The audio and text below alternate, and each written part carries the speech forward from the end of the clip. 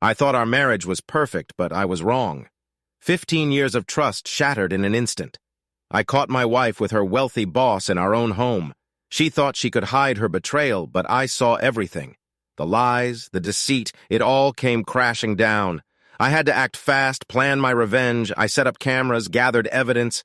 I was determined to expose her. My heart was broken, but my mind was sharp. I wasn't going down without a fight. This is my story, my revenge, and it's far from over. I saw the pile of Excel files just added to my inbox on the company's SharePoint site and realized I'd be working until at least 6:30 p.m. It happened every month. Managers waited until the last minute to send their reports, and I had to organize all the data so much for getting home at a reasonable time. I called my wife Samantha to explain and let her know I'd be working late again. "End of the month, blues again, Mike?" my wife asked. "That's me, by the way." "Mike Jacobs." I could hear the teasing in Samantha's voice. "Yeah," I said. "Happens every month." Some people wait till the last second to send their reports like they expect something miraculous to happen. Sorry, I should be done around 6.30 as usual. "No problem. I figured it would happen," I said with a sigh. "Anyway, I reserved a table for 2 at Luigi's for 7 p.m. tonight. Thought you could use a break." Luigi's was a small, cozy Italian restaurant we both liked. It was next to a small dance club, and we often enjoyed a drink and some slow dancing before heading home. I smiled at the idea of a nice evening with my lovely wife. "Yes, I could," I replied. "That was very thoughtful of you, sweetheart." "So, 7-ish then?" "7-ish it is," Samantha confirmed. "Bye for now," she added before ending the call. It seemed odd that she didn't end the conversation with her usual loving words. Then I realized her boss, Wilson Langley, the senior partner at Hempstead Law Group, was likely nearby. I looked at the handset for a moment before putting it down, then got to work. I saved the spreadsheets, opened my main sheet, and started a macro that would do most of the work.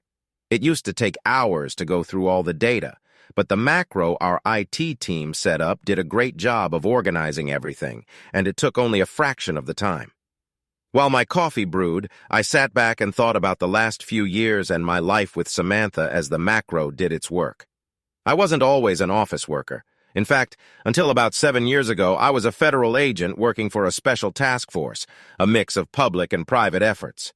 I was one of the first agents on the task force and reported directly to the head, a family law attorney named Bill Jackson. I worked with some of the best in the field, Frank Michaels for one and Oscar Warren another. Sadly, Frank was killed on the job. Oscar married the boss's daughter and is moving up the ranks. The agency I worked for, called the Homefront Security Task Force, was made to go after a group called the Mutual Marital Assurance Society, or MMAS. The group was started by a female lawyer whose husband cheated on her. She was treated unfairly by the courts, so she sought revenge. At first, MS targeted cheating husbands, punishing them harshly. They were hard to catch, and we spent most of our time protecting the husbands targeted by their wives. We called those tasks interventions, and we were usually successful. When I say punishment, I mean it was often brutal.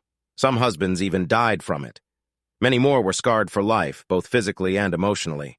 The hospital at Fort Apache, where the task force was based, was full of men hurt by MMAS. Seeing what many men went through made me wary of relationships. After witnessing so much pain, I avoided committed relationships, so I went from one intervention to another, doing my best to help the men assigned to me. My life changed drastically when a bullet hit my right thigh close to the knee during one of those interventions. After months of surgery and physical therapy, I could walk again with a cane, but my career as a federal agent was over. Bill, being a straightforward guy, told me face-to-face that my time with the task force was done and there were no slots I could fill. I got a medal, the thanks of a grateful nation, and a monthly disability check. Bill thought that wasn't enough and spoke to his contacts to get me a job as an assistant operations director at Iverson Security Services, or ISS. ISS is a nationwide company, providing uniformed on-site security, private investigations, and armed security for wealthy VIPs. One of the company's clients just happened to be the task force I once served. Better yet, the headquarters where I would work was in my hometown. I owned a 2-story house left to me by my grandparents. Happy I wouldn't have to move or sell my home, I gladly accepted the job after a short interview with Jack Iverson, the company president and founder. My new job was simple compared to what I used to do. I basically pushed paper, made visits to clients to solve problems, and did whatever Greg Hamilton, the COO at the time, needed done. That's when I first met Samantha Green. At the time, she was an office assistant at Hempstead. She was looking for someone to provide security for the firm's downtown office. When talks between our marketing team and Langley stalled, Greg sent me to sort things out. I had to get the contract signed or stop the back and forth. Wilson Langley seemed happy that ISS sent someone with my skills to clear things up. I knew his game. He wanted more services for less money, like any clever businessman. So he spent weeks making tiny changes to each contract we offered. I explained our usual procedures and said we were happy to meet his firm's needs, but our starting contract was the same for all customers. If he had special needs, he could contact my department to make changes as long as they were legal and fair. "So it's time to decide, Mr. Jacobs," he asked, laughing. I just shrugged. "I guess you could say that, Mr. Langley," I replied. "I like your honesty." "Okay, you've got my business," the older man said, shaking my hand. "Send me the best contract you can, and I'll sign it." "Thank you, Mr. Langley," I said as we shook hands. We put the contract together, and Wilson Langley signed it. Afterward, he promoted Samantha and made her his executive assistant. I was surprised when Samantha called me later that week to tell me about her promotion. I asked her out for dinner to celebrate, and she said yes. That was the start of our relationship. I didn't expect much, and I was surprised to learn she didn't mind my disability. A year later, Greg retired, and Mr. Iverson promoted me to COO. I knew Greg had been preparing me, but I was surprised it happened so fast. I quickly got used to the new role, and the extra money was nice. That's when I decided to open a new savings account for my disability benefits, since I didn't need them for monthly expenses anymore. I planned to save it for retirement. I never told Sam about that account. We celebrated my promotion with dinner at Luigi's, where I proposed. After Samantha accepted my proposal, she took me to meet her parents. I knew her father was Jacob Green, one of the richest men in the state, but had never met him. He turned out to be one of the most unpleasant people I had ever met. He frowned at my walking stick before shaking my hand. I could sense his dislike. "So Sam tells me you were a federal agent injured on duty," he said, lighting a cigar. "That's right," I confirmed. "Who did you work for?" "The Homefront Security Task Force," I answered. He raised an eyebrow. "Never heard of them?" Jacob grunted. "What did you do for them? Clean the toilets?" His rude comment made me mad, but I knew he wanted that. Sam had warned me he could be rude, so I stayed calm. "I can't talk about everything I did, but I can say this. I captured bad guys," I said calmly. His eyebrows went up and his eyes widened. I smiled and went on. At least the ones I didn't send to jail. He recovered and continued. "Looks like you missed one, though, didn't you?" he said, pointing at my leg. I chuckled. He shot me in the leg, but he didn't make it. I ended it. They never found his whole skull. I responded with a smile. "I hate losing." The old man looked shocked for a moment, then smiled wide and laughed. "You got me there, Mike," he laughed. "You remind me of myself at your age." "Welcome to the family, son," he said, shaking my hand. "I still want you to sign a prenup if you marry my daughter. No offense, just protecting her trust fund." "No offense taken, Mr. Green," I said as we shook hands. "I'm okay with a prenup as long as it's fair." "Good," he said. "And drop the Mr. Green. Call me Pop if you marry my daughter." "All right, Pop." He laughed and called Sam into the room. "Is everything okay?" Samantha asked. "I think so," her father said. "You picked a good man, a lot better than that last guy you married." Sam had told me about her first husband, a man she met in college. They were divorced. "I certainly think so," Sam said, smiling at her father. "So you two are okay?" "Absolutely. Pop," I echoed. The old man smiled and looked at his daughter. "Okay, Dad," she responded, giving him a kiss on the cheek. After she left, he looked at me. "Tell me something, Mike. Did you really mean what you said about capturing bad guys?" "Of course," I told him. His face went pale. "But they were all bad guys and deserved it." "Maybe you can tell me someday," Jacob said. "I'd love to, Pop, but it's all secret. I signed an agreement to keep it that way." He nodded slowly. "I respect that, son," he said. The rest of our visit went quite well after that. When Sam and I left her parents' house that evening, we finally got along well. Maybe her dad just needed to see if I was someone he could trust with his daughter. Our wedding was in a big old church and lots of people came. We flew to Hawaii for our honeymoon. Jacob paid for it. When we got back, Sam sold her condo and moved into my place. Life was good until things started changing recently. A beep from my computer brought me back to reality. The screen showed me that the macro had finished running. I checked the final product and made sure all the numbers were correct, then saved and printed the document after writing my executive summary. I put the report in a binder, shut everything down, and left it on Jack's desk so he'd see it first thing in the morning. Jack liked to have a printed copy he could hold and read, unlike most people who preferred emails. I didn't mind. I kind of liked it myself. After washing up and combing my hair, I put on my suit jacket, grabbed my walking cane, and took a quick look around before turning off the lights. My watch showed 6:32 p.m., giving me plenty of time to buy some flowers for Sam on my way to Luigi's. I got in my car and turned on the music, letting Thick as a Brick by Jethro Tull play. I loved classic rock, thanks to my dad. He took me to my first concert when I was a kid. It was a Jethro Tull concert, of course. We had a great time, and my friends thought it was so cool that my dad liked rock music. Even now, Dad and I often enjoy a cigar while listening to old rock songs. At Luigi's, I saw it was 6:55 p.m., so I texted Sam to let her know I was there. She said 7-ish, which in her language meant any time between 6:55 and 7:15. I didn't see her car in the parking lot yet. K was all she texted back. No smiley faces, nothing sweet. On most nights, this wouldn't bother me, but tonight it did. For weeks, Sam had been distant and upset. I'd asked what was wrong, but she just waved me off. I hoped the flowers would make her feel better. Sighing, I got out of the car, flowers in hand, and walked into the restaurant. The woman at the door smiled, and her smile grew when she saw the flowers. "Jacob's party of 2, I said. "Right this way, sir," she replied, grabbing 2 menus. I followed her to a table by the back wall and sat facing the room, which had become a habit of mine. She handed me a menu and poured a glass of water before leaving. I sipped my water as I looked over the menu, already knowing what I wanted.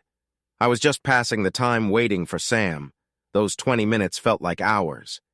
At 7:20, I glanced up, hoping to see her, but she wasn't there. When I saw him, his look and actions told me he was a process server. I'd seen many like him before. The manila envelope in his hand was a dead giveaway. I hoped he'd pass by me, but I knew in my gut he wouldn't. "Michael Jacobs," he asked as he reached my table. "Yes," I replied. "May I see some ID?" "Sure," I said, taking out my wallet and showing him my driver's license. He handed me the envelope and took a photo. "You've been served, sir," he said. "Have a good evening." He turned and left. I opened the envelope and wasn't surprised by what I saw. Petition for dissolution of marriage. I hadn't done anything wrong, but it fit with how Samantha had been acting lately. She was divorcing me, accusing me of cheating, which was a big lie. I pulled out my phone and texted WTF. Then I heard a woman's voice. "Mr. Jacobs?" I saw a petite blonde in a business suit standing by my table. I discreetly turned on my phone's video app and put it back in my pocket to record our conversation, which I guessed would be tough. "That depends." "Who are you?" I asked. She extended her hand. "Allison Cartwright, Hempstead Law Group." I started to shake her hand, but stopped when she said her next words. "I'm representing your wife." I awkwardly put my hand back down and stared at the papers in front of me. "May I sit down? It's a free country." "Go ahead." She pulled out a chair and sat across from me. A waitress named Cindy stopped by, thinking she was part of my party of 2. "Are you 2 ready to order?" Cindy asked, holding a pen and pad. "No, I won't be staying long," I said. Allison turned away, and Cindy just nodded. "Very well, sir," Cindy said. "Let me know if you change your mind." I waited until she left before looking at Allison. "My client asked me to get the signed papers from you," Allison said. "So my soon-to-be ex-wife wants me to sign these papers without reading them or talking to my own lawyer. Is that right?" I asked. "Yes, something like that." Allison quietly answered. "Well, you can tell her she can forget it," I said sharply. "Now, if you'll excuse me, I'm going home. You'll hear from my lawyer soon." "Jacobs, that won't happen," Allison said. "My client has a restraining order against you. You can't come within 500 feet of the house." "Really? And she wants the house too?" "Yes, she does. And I believe she deserves it. Did she tell you the house is in my name only? My grandparents gave it to me before we got married, so it's not something we both own together. No, she didn't, Allison admitted. But you still think she deserves it? After what you did, yes, Allison said. She pulled an envelope from her purse and threw it on the table. I saw pictures inside. They were of two people in bed. I already knew I wasn't in them, and I guess she did too. But Allison kept going. Mr. Jacobs, we have proof you cheated, she said. We also have video. My client asks that if you don't sign those papers, she'll send these pictures and videos to everyone you know, your boss, your family, your friends. That's blackmail, I said. It's a serious crime here, and you're part of it too. Allison just shrugged and smirked. Blackmail is just another word for family law. Trust me, Mr. Jacobs, we can do more to you, she said. Seeing my face, Allison spoke softer. My client isn't totally unreasonable. She will let you visit the house to get your things for a few days. I've been asked to go with you. How very kind of her, I said, dripping with sarcasm. Allison flinched but stayed quiet. I decided to keep calm, took the pictures and the divorce papers and stood up. Follow me if you must. I hadn't ordered anything, so I left a $20 tip for the waitress and left the restaurant as quickly as my cane allowed. Allison had a hard time keeping up. I got into my car, disconnected a video app, and drove off, not caring if Allison followed. I parked in front of the house. The garage was empty where Samantha usually parked. I sighed and looked at the house. Days of my time in law enforcement flooded back. I remembered many husbands were attacked in their own homes, drugged and mistreated. Is that your plan for me, Sam? I asked aloud. Well, not today. I unlocked my glove box, pulled out my holstered 9mm gun, checked the chamber, and clipped it to my belt. As Allison parked by the curb, I went to the front door. I unlocked it but didn't open it fully. I put my keys away and took out my gun. Allison's face turned white at the sight. It's okay. I have a permit, I said, and I know how to use it. That's not needed, Mr. Jacobs. Allison stammered, staring at my gun. I'll decide what's needed. Ladies first, keep your hands where I can see them and don't try anything. Give me a reason and I'll take you down, understand? Yes, I understand, she said. I motioned with the gun for her to go in first. Good, go on. Open the door, right behind you. Allison nervously opened the door and stepped in. I followed, gun in one hand and cane in the other. My training kicked in as I turned off the alarm and looked around. No one else was here. I told Allison to stand in the middle of the room and to put her purse on the couch. Hands on your head, I ordered. She did. And remember what I said. Follow my orders exactly and you'll be fine. I checked the ground floor, making sure no one else was there. I opened the basement door, looked around, and returned to the front room. Upstairs, now I commanded. Allison reached for her purse, but I stopped her. Leave it. She obeyed and went upstairs. I followed using the stair lift I had installed after my discharge. As we slowly moved up, she looked at me. What are you looking for? She asked, making sure you and Samantha didn't leave any surprises. You think we would do that? Allison asked. It's happened before, I said. After your threat at the restaurant, I'm just being careful. We reached the top and I got back on my feet. Stay here. Don't move, I said, checking the upstairs rooms. After I was sure no one else was there, I led Allison into the master bedroom and holstered my gun. What's this? I asked, seeing a clothing bag and an overnight bag on the bed. Samantha packed some of your things to speed this up, Allison said. I looked through both bags, unsure of what they might contain. Satisfied that nothing was tampered with and no bugs were planted, I went to the closet and grabbed a few more things. I pushed the hanging clothes aside and showed my built-in fireproof safe. I opened the outer door, making sure Allison couldn't see what I was doing, and placed my hand on the black plate underneath. The scanner checked my fingerprints and the inner door unlocked. I saw the strap of $100 bills and pulled it out. I thought the $10,000 in it would be enough for a while. While there, I took some important papers and flipped a switch at the back of the safe, turning on the whole house's security cameras. From now on, everything that happened in the house would be recorded and saved online. Every movement, every word, and both sides of every phone call on the landline. I could watch and listen anytime I wanted, even in real time. This was a system I had put in while on the task force, and I hadn't used it since before my wedding. Even though the tech had been updated since then, I knew it would work and capture what I needed. I closed and locked the safe, then went back to the bedroom where Allison was waiting for me. I put everything in the overnight bag, then I took off my wedding ring and tossed it on the dresser. "Are you ready now?" Allison asked. "Yeah," I told her. "Good. I'll carry your clothing bag down if you want. I know you need your left hand." "Thank you," I said coldly. We walked downstairs and I went into my home office. "I need to handle a few things before I go." "Wait here," I told her. I went into my office, my private space. Samantha rarely came in here as she had her own office, but I wasn't taking any chances. I changed the main startup password on my computer in case Samantha tried to access it. Then I unplugged the external backup drive and set it aside to take with me. I flipped a switch in the closet that activated my emergency file destruction system. Like the cameras, it had been installed while I was in the task force but had been off for the last 7 years. If anyone broke in and tried to take my files, they would find only ashes by the time the devices finished burning them. I changed the security code on the office door and double-locked it, something I hadn't done in years.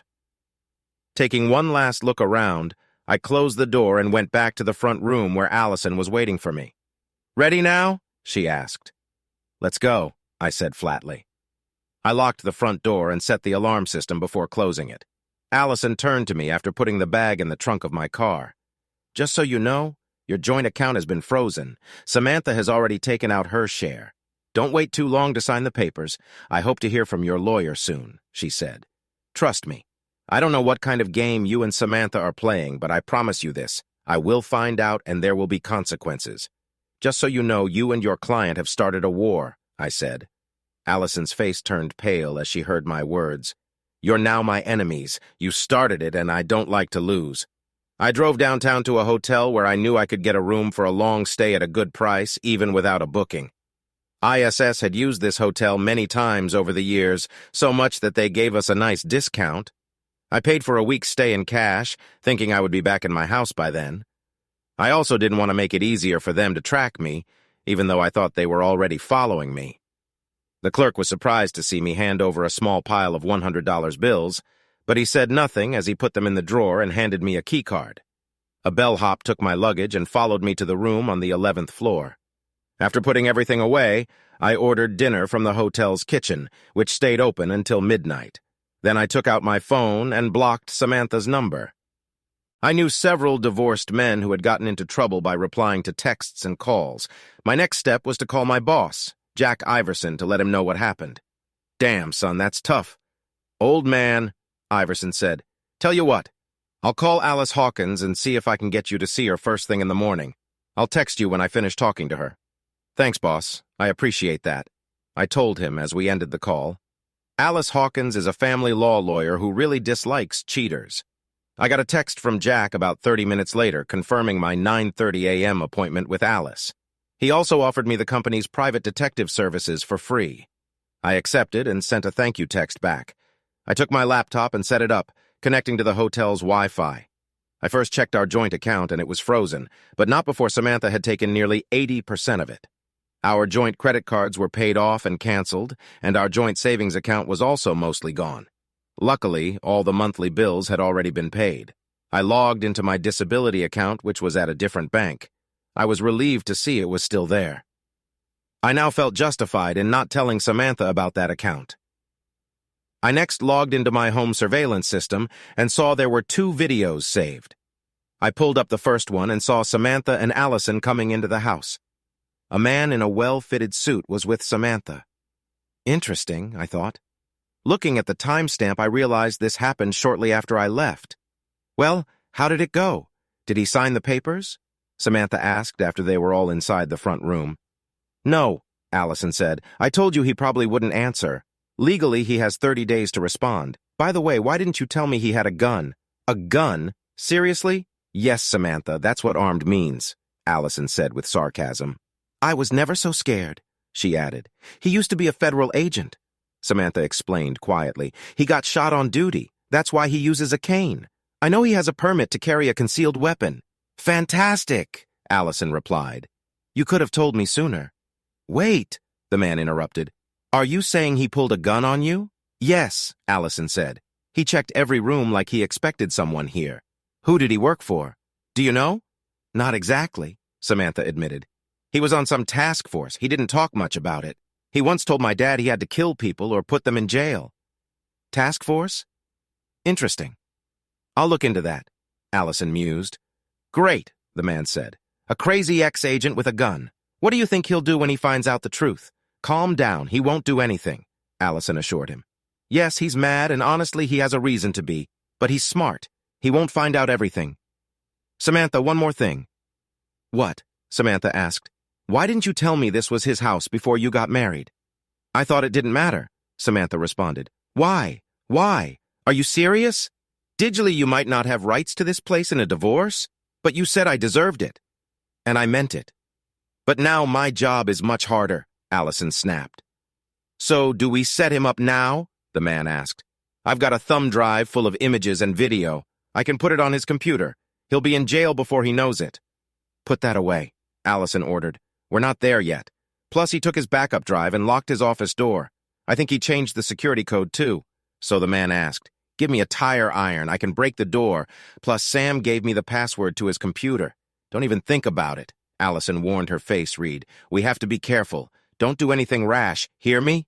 Give me some time to think. I'll find out more about your husband, Samantha. I have federal contacts. In the meantime, stay calm. And don't do anything stupid, Alan. I'm still senior to you. Got it? I hear you, the man said quietly. At least now I knew his name, and I knew just how far they would go to set me up. But why? Allison left the house, and the video ended as Samantha and Alan went upstairs. The next video showed them in the master bedroom. Alan took off his jacket and tie, throwing them on my chair. He took off more clothes while Samantha undressed. When she was naked, he held her. Come on, Sam, let's get under the covers and relax, he said with a smile. Samantha smiled back. Why not? She said. After all, this will be our bedroom soon. We should get used to it. She saw my ring on the dresser. Oh, look, Mikey left his wedding ring. How nice. Maybe I can pawn it with his other stuff. They both laughed. She tossed the ring back and returned to the bed. Which side is mine? Alan asked. Samantha pointed to the side near the door. That side, she told him. Alan got into bed. Samantha followed, climbing on top of him. This is nice. Not worrying about my weight hurting your leg. Talk about devastating. This was the first time she mentioned my leg bothering her. It didn't usually hurt unless she sat on it too long, but I never told her. I thought my injury didn't bother her. Yeah, oh, Mikey's a cripple, Alan sneered. Well, I'm in great shape, he said, pulling her closer. Samantha giggled and moved on top of him. This is so much better, she said. Alan adjusted his position to match her movements. Oh, yeah, that's it. Samantha sighed. I couldn't watch anymore. I felt sick and rushed to the bathroom. After throwing up in the toilet, I washed my face and counted to 10, taking deep breaths. I couldn't believe what I had just seen. The only woman I had ever truly loved betrayed our wedding vows, and she did it in the bed we had shared for years. I wondered if I ever really knew her. After calming down, I went back to the room and looked through the photos Allison had given me. Each photo had a date and timestamp in the lower right corner and a location, Dallas, Texas. I pulled up my calendar on my laptop. I was in Seattle on the dates these photos were taken in Dallas. I had receipts to prove it too. That alone should prove I wasn't the man in the photos. I looked closer at the man in the pictures and noticed there were no clear shots of his face. Interesting, I thought. Then it hit me. 2 photos showed the man's right thigh. No scars. I could easily prove these photos were fake. But why? Unless... Damn her, I thought. Samantha wanted to use the prenup to take everything in a divorce. According to the deal her father made, cheating meant the guilty person left with only what they brought into the marriage and no support. I looked closer at the divorce papers and saw Samantha wanted far more than the prenup said. I wanted my house, 80% of our assets, and 75% of my 401k, plus a huge amount for maintenance. There was no way she would get that much in court, which explained why Allison pushed me to sign the papers without reading them. I wanted to find out more about this Alan character. I thought he worked at Samantha's law firm, so I checked their website. I found him, Alan Williams, a junior partner who joined the firm a few months ago. I decided to have our investigators look into his background. Seeing it was almost 11:30 p.m., I shut my laptop down and prepared to go to bed, but my phone buzzed. It was Jacob Green, Samantha's father. I was surprised he would call so late, but decided to answer. "Mike, this is Jake Green. How are you, boy?" he asked in his usual gruff manner.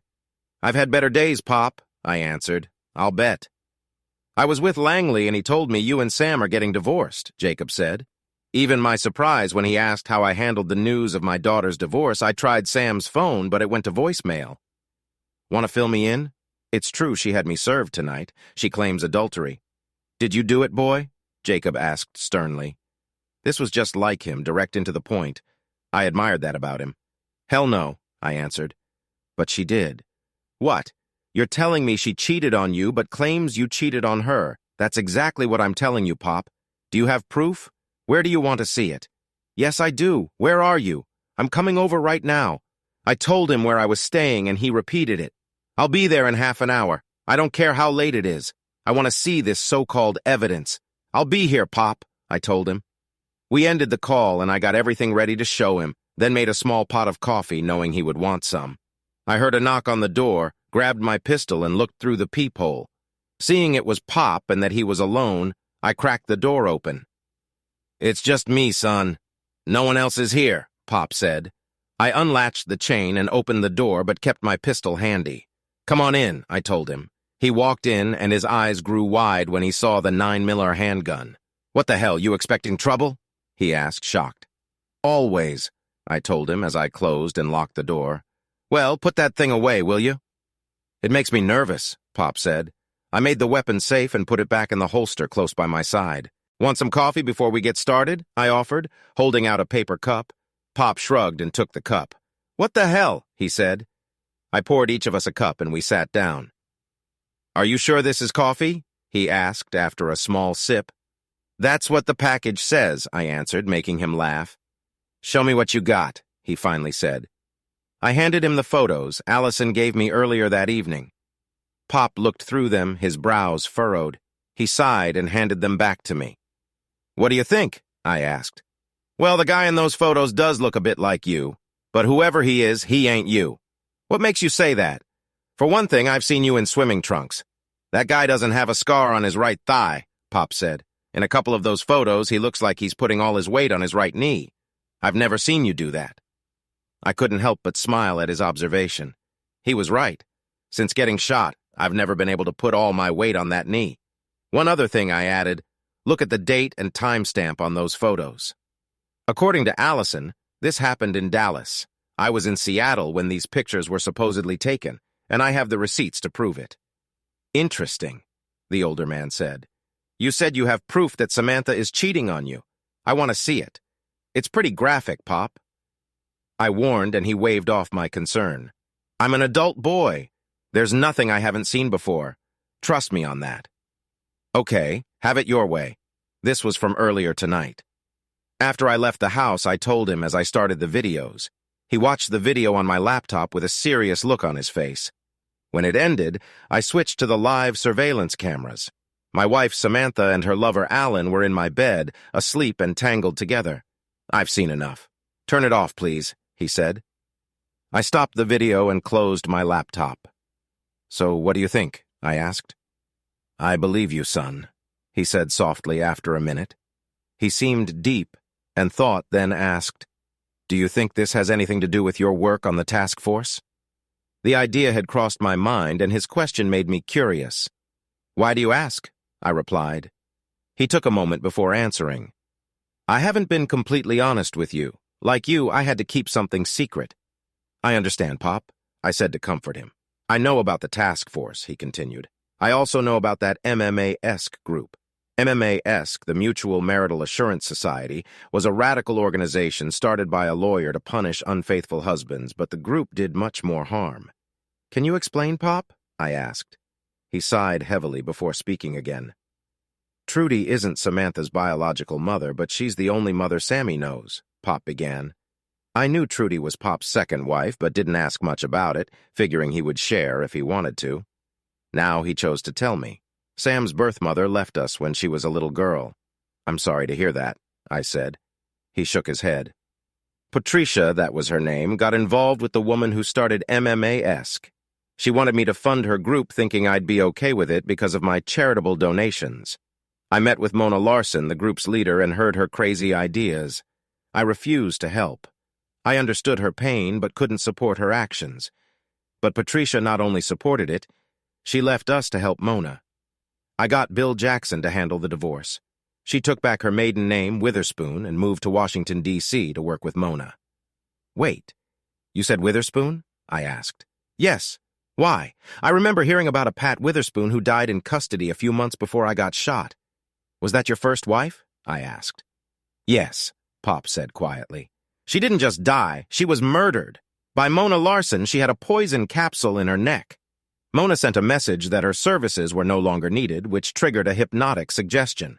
Patricia tapped her neck, breaking the capsule, and died instantly. I didn't know that, I said. It wasn't my case. It's not relevant now, Pop said. By then I had remarried. Trudy can't have kids, but she adopted Sammy. Anyway, MMS has a history of targeting former agents. That's why I asked if you think they are involved. I had considered it, I admitted, but I thought MMS was destroyed. Technically, yes, but there are still rogue agents being caught, Pop explained. They recently arrested some former contractors. Wow, I said. I hadn't heard that. So how do you know all this? After Patricia left, I filed for divorce. Bill Jackson was still handling family law then and took my case. When I told him what happened, he knew about Mona in the group. He had this wild idea, and I liked it. We put together a plan and funding, bought that old Army base you know as Fort Apache, and got federal support. You know the rest, Pop said. So when we first met, you already knew who I was, I guess. I knew everything about you, son, Pop said, including your reputation as a tough guy who doesn't take crap from anyone. So you were just messing with me that day, I joked. Pop smiled and nodded. It's what I do best, he admitted. Besides, I wanted to see if the rumors were true. So, what are your plans now? I have an appointment with a lawyer tomorrow. I want to lift the restraining order, then evict Sam from my house. Restraining order? Pop asked, stunned. She filed a restraining order? Yeah, can you believe it? Then I'm counterfiling for adultery. I'll also invoke the prenuptial you had to sign. I plan to ensure someone ends up in jail. Jail? Pop asked. Yes. Last I checked, extortion, conspiracy, and perjury are still illegal. So is making fake evidence. Things may have changed, but not that much. Pop laughed at that. Good luck. Just do me one favor, please, Pop said. What's that? Do what you need to do, but try not to hurt Sammy too much. He begged softly. I nodded, understanding his concern. I'll try my best, I promised. But I do have some questions if you don't mind. Sure, go ahead. What can you tell me about Sam's first husband? I asked. I had never questioned Samantha about him, figuring it was in the past. Pop sighed and nodded. His name is Alvin Morrison. He's an accountant. Last I heard, he worked for a finance company downtown. He and Sam met in college and got married after they graduated. Seemed like a nice enough guy. Bit of a weakling, though, if you ask me. Pop said, what happened? I asked. Sam says he cheated on her. Pop answered. She threw him out and filed for divorce based on their prenup. I never heard from him again. Sounds kind of familiar, doesn't it? I asked. His eyes widened and his eyebrows went up as he looked at me. Now that you mention it, yeah, it does, he finally said. You think she set him up too? Don't know until I look into it, but it seems possible, doesn't it? I suppose it does, which means... Pop started. At this point, absolutely nothing, I interrupted. I'm just thinking out loud now, but we do need to check it out. I agree, Pop said as he stood up to leave. Keep me in the loop. We'll see, Pop, I said sadly. He seemed to understand, but I could tell he was let down. We shook hands and I walked him to the door. Before leaving, he turned to me. I'm sorry about all this, son, Pop said quietly. This was the first time I had heard him apologize for anything, and I knew it didn't come easy. You're a good man and don't deserve this. I appreciate that, Pop. Apology accepted. One last thing, son. Stay in touch, all right? Of course, I said. To my surprise, he hugged me like a father would, then left. I closed the door, went back to bed, and went to sleep. The next day, I woke up earlier than usual, got ready, and gathered my things for the day. I didn't bother checking the surveillance system. I could always look at it later. After grabbing a quick breakfast and a coffee, I headed to the office, listening to some classic music. When I arrived, my boss, Jack Iverson, the CEO of Iverson Security Services, waved me into his office. I saw Terry Torres, the head of investigative services, in his office, so I went to Jack's corner office. "Morning, Mike," Jack said. "I wasn't expecting you until after your appointment with Alice." "I couldn't sleep, so I decided to come in," I explained. "I understand," Jack said. "I briefed Terry on your situation. I hope you don't mind." "Not at all. In fact, I have a few leads that might be useful," I said. "Oh," Terry asked. "I learned last night that the man Samantha is seeing is Alan Williams, a partner with the Hempstead Law Group. I couldn't print a picture, but he's on their website. If that doesn't work, you can Google jerk. Maybe you can get a picture there." Both men laughed at that. "That's a start." "Anything else?" Terry asked. "Yeah. Can you find an Alvin Morrison? I believe he works for a finance company here in town," I said. "And who is he exactly?" Terry asked. "He's Samantha's first husband. I want to know everything about their divorce. It should be a public record, so it'll be easy to check. I'd appreciate it if you could also verify his job. If he's in town, that should be easy to do," Terry said. "Just curious, though. What are your intentions?" "I'd like to talk to him about his divorce." "I have a feeling this isn't the first time Samantha's done this," I said. Terry nodded and made notes. "One other thing. I need to know everything you can find out about these photos," I said, handing Terry one of the pictures from the envelope I got the previous day. Damn. "You don't ask for much, do you, boss?" Terry asked sarcastically, looking at the photo. Jack looked at it after Terry handed it over. "You weren't even in Dallas when this was taken," Jack observed. "Assuming the date stamp is correct?" "Nope, I wasn't," I replied. "The photo could take some time, but I should have some answers on the rest by the end of the day." Terry told me, "Don't worry, Mike. I'll get my best people on this and forward whatever we find to you and Alice." "Thanks, Terry. I really appreciate that." I said I owe you. He smiled at that. "Buy me a cold drink and we'll call it even," he joked. "Well, I better get to it. I'll be in touch." "Thanks, Terry," Jack said as Terry left. I echoed the sentiment, and Jack signaled for me to close the door. He looked concerned before speaking. "You think this might be a rogue MMAS operation, Mike? You know how those folks are about getting revenge," he said. "I don't know, Jack. I thought that at first, but I'm not sure. I did learn one interesting thing, though." "What's that?" Jack asked. "Samantha's birth mother was Pat Witherspoon, one of MMAS top field operatives. That is interesting. He's been dead for quite a while now, from what I heard. Tell you what, I'll reach out to Bill Jackson and Oscar Warren and see if they've heard anything. Oscar's pretty much in charge over there at Fort Apache now," Jack said. "That's what I heard, too.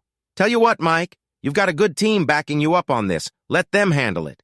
Meanwhile, take some time off. Maybe go fishing or something," Jack said with concern. "I appreciate that, Jack, but I can't just sit around while Samantha is playing me," I told him. "I understand how you feel, Mike, really I do. But maybe you should sit this one out." "You're not a field agent anymore," Jack said. "I know, but I can't just sit back and do nothing. I'm not built that way." "No, you're not. And that's one of the things I admire about you. But you're not much good to me in the shape you're in now, Mike," Jack said. "We've got your back. Take some time off anyway. You've earned it. When we learn something, you'll be the first to know." I looked at Jack and saw he was about to tell me to take time off. He was right. I needed a break. I had good people supporting me. After thinking about it, I nodded.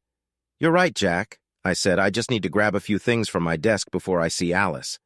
"Smart move, Mike," Jack said with a small smile. "Go on, do what you need to do. We'll stay in touch and keep me updated." "I will," I told him. "Thanks." I took to my office and pulled up my expense report with the receipts for my Seattle trip. I copied 2 videos to a thumb drive, set my out-of-office email reply, and packed my stuff. As I left, Jack smiled and nodded. I smiled back and exited. I arrived at Alice Hawkins' building, parked, and went inside. I was about 15 minutes early, but I knew Alice wouldn't mind. I checked in with the receptionist who sent me to the waiting area. A few minutes later, she led me to Alice's office. "Good morning, Mr. Jacobs," Alice said, offering a hand. "Mr. Iverson said you would come today. Would you like a cup of coffee? The shop downstairs makes a great caramel mocha." "That would be great, Miss Hawkins," I said, please. I reached for my wallet, but Alice stopped me. My treat. "Sally, can you grab 2 large caramel mochas and something for yourself?" Alice said, handing some money to the receptionist. "Of course, Miss Hawkins. Thank you," the young receptionist said before leaving. Alice motioned to a chair and I sat down. Mr. Iverson told me you've been served with divorce papers, Alice said. That's true, Miss Hawkins, I replied. Please call me Alice. Do you have the papers with you? Yes, I said, opening my briefcase. I handed her the envelope. Alice looked through the papers, frowning. When she finished, she set the papers down and looked at me, her face serious. There are some serious accusations here, Alice said. Is there any proof of cheating because I don't represent cheaters? There is proof, but it doesn't involve me. If you want, I'll show you. If not, I'll find someone else, I said firmly. She hesitated. Please, Mr. Jacobs, show me. I handed her the envelope with photos. Her eyes widened as she looked through them. She shook her head when she finished. Can you dispute this? She asked. Absolutely, I said, standing up with my cane. Alice looked shocked as I unfastened my belt and dropped my trousers. Mr. Jacobs, please, that isn't necessary, she said. I'll decide what's necessary, I insisted. Her eyes fell on my right thigh, now visible. Oh my, she gasped. I almost lost this leg serving my country, spent months in the hospital going through surgery and therapy to walk again, I said. I still can't put weight on that knee like the man in those photos. Do you believe me now or should I go somewhere else? You're saying these photos are fake? Alice asked. I'm not saying anything. I'm telling you, those photos are fake. I have expense reports and receipts showing I was in Seattle, Washington when the photos were taken. Even I can't be in two places at once. Now, will you represent me or do I go elsewhere? I'll take your case, Mr. Jacobs, Alice finally said, handing the photos back. Now, please pull your pants back up. I pulled up my trousers and fastened my belt as Sally returned with our coffee. She looked at me puzzled. Is everything all right? She asked. Just proving a point. Everything is fine, I said before sitting down. Sally looked at Alice for confirmation. Everything is fine, Sally. Thank you, Alice said, taking the change from her. Sally smiled and left the office. Alice looked at me, then sipped her coffee. I'm sorry for doubting you, Mr. Jacobs. I hope we won't repeat that. Please call me Mike, and I accept your apology. I hope I won't need to drop my trousers in court, but I will if needed, I said. Alice smiled. I see you have quite the reputation, Mike, and know you probably won't have to do that in court, but it's good to know you're willing to go the extra mile. What else do you have for me?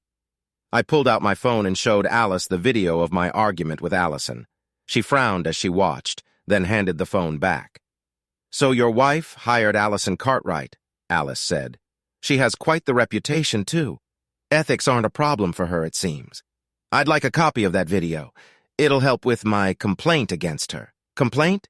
Yes, the video shows ethics violations and maybe a crime.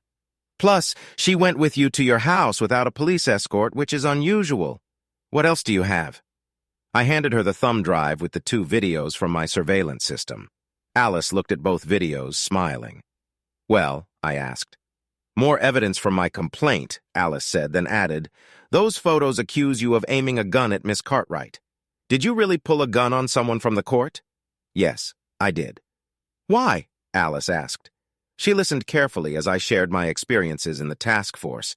You thought maybe your wife or Miss Cartwright had someone waiting to ambush you. Something like that, I said. I was once shot in a similar situation. I see, Alice said.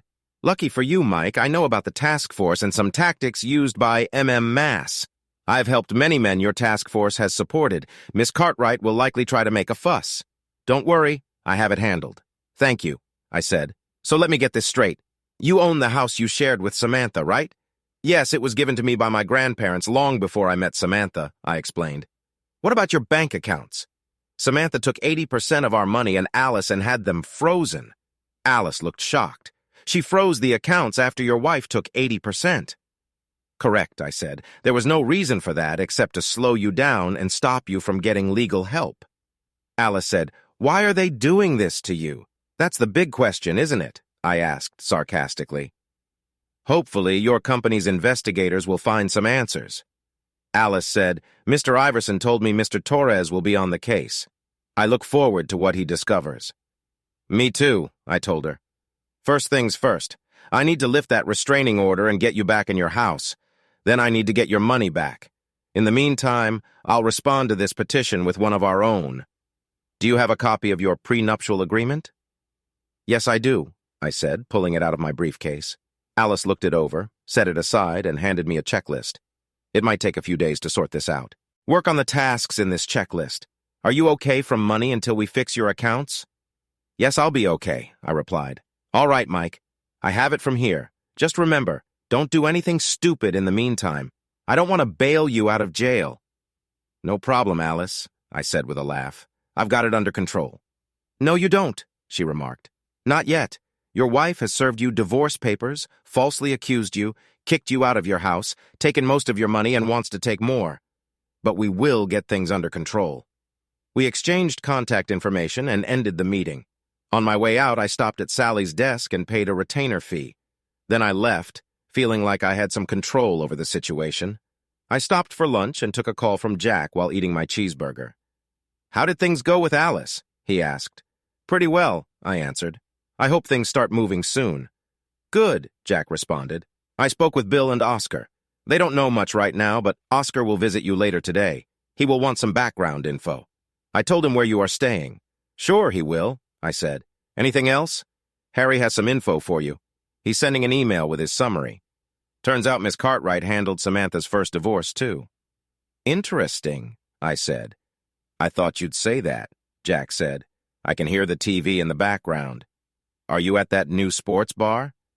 Yeah, enjoying a mega cheeseburger, I told him. Not bad, actually. Maybe I'll try it sometime, Jack said. Take care and don't let me see you tomorrow, got it? Got it, boss, I replied. Good. Nice job on that report. Things are looking up in the West. Thanks, I noticed, too. All right, talk to you soon, Mike. We ended the call and I went back to my burger. My phone buzzed. It was a text from Terry. Alvin Morrison, financial planner, Tri-States Financial Services, with an address and phone number. I replied, Thanks, that was fast. We're the best boss, he replied. I gave a thumbs-up emoji and called Alvin's number. To my surprise, he answered right away. Thank you for calling Tri-States Financial Services, the best in the business. I'm Alvin Morrison. How can I help you today? I was surprised. It sounded like a recording, but it was a person. Hi, I'm Mike Jacobs. I'd like to meet with you soon, I said. Sure, Mr. Jacobs. I have an opening at 1 p.m. Does that work for you? I checked my watch. It was a bit tight, but doable. Yes, that works. See you at 1 p.m. Thanks, I said. Looking forward to it, Mr. Jacobs, Alvin said cheerfully before ending the call. I did a quick search on how much financial planners charge per hour, making a mental note. I had no plan to buy any services just yet, but I would pay him for his time and the information he could give me. Wrapping up my lunch, I headed out to my car. As I drove away, I heard a line from an old, tall song on the radio. The witch's promise was coming. Believing he listened while laughing, you flew. You got that right, Ian, I said to myself. I reached the building where Alvin worked, parked my car, and went inside. I introduced myself to the receptionist who took me to Alvin's office. He was a tall, thin man, a bit younger than me, dressed in a business suit. He stood up, smiled, and shook my hand. Good afternoon, Mr. Jacobs. He greeted me. Would you like a cup of coffee?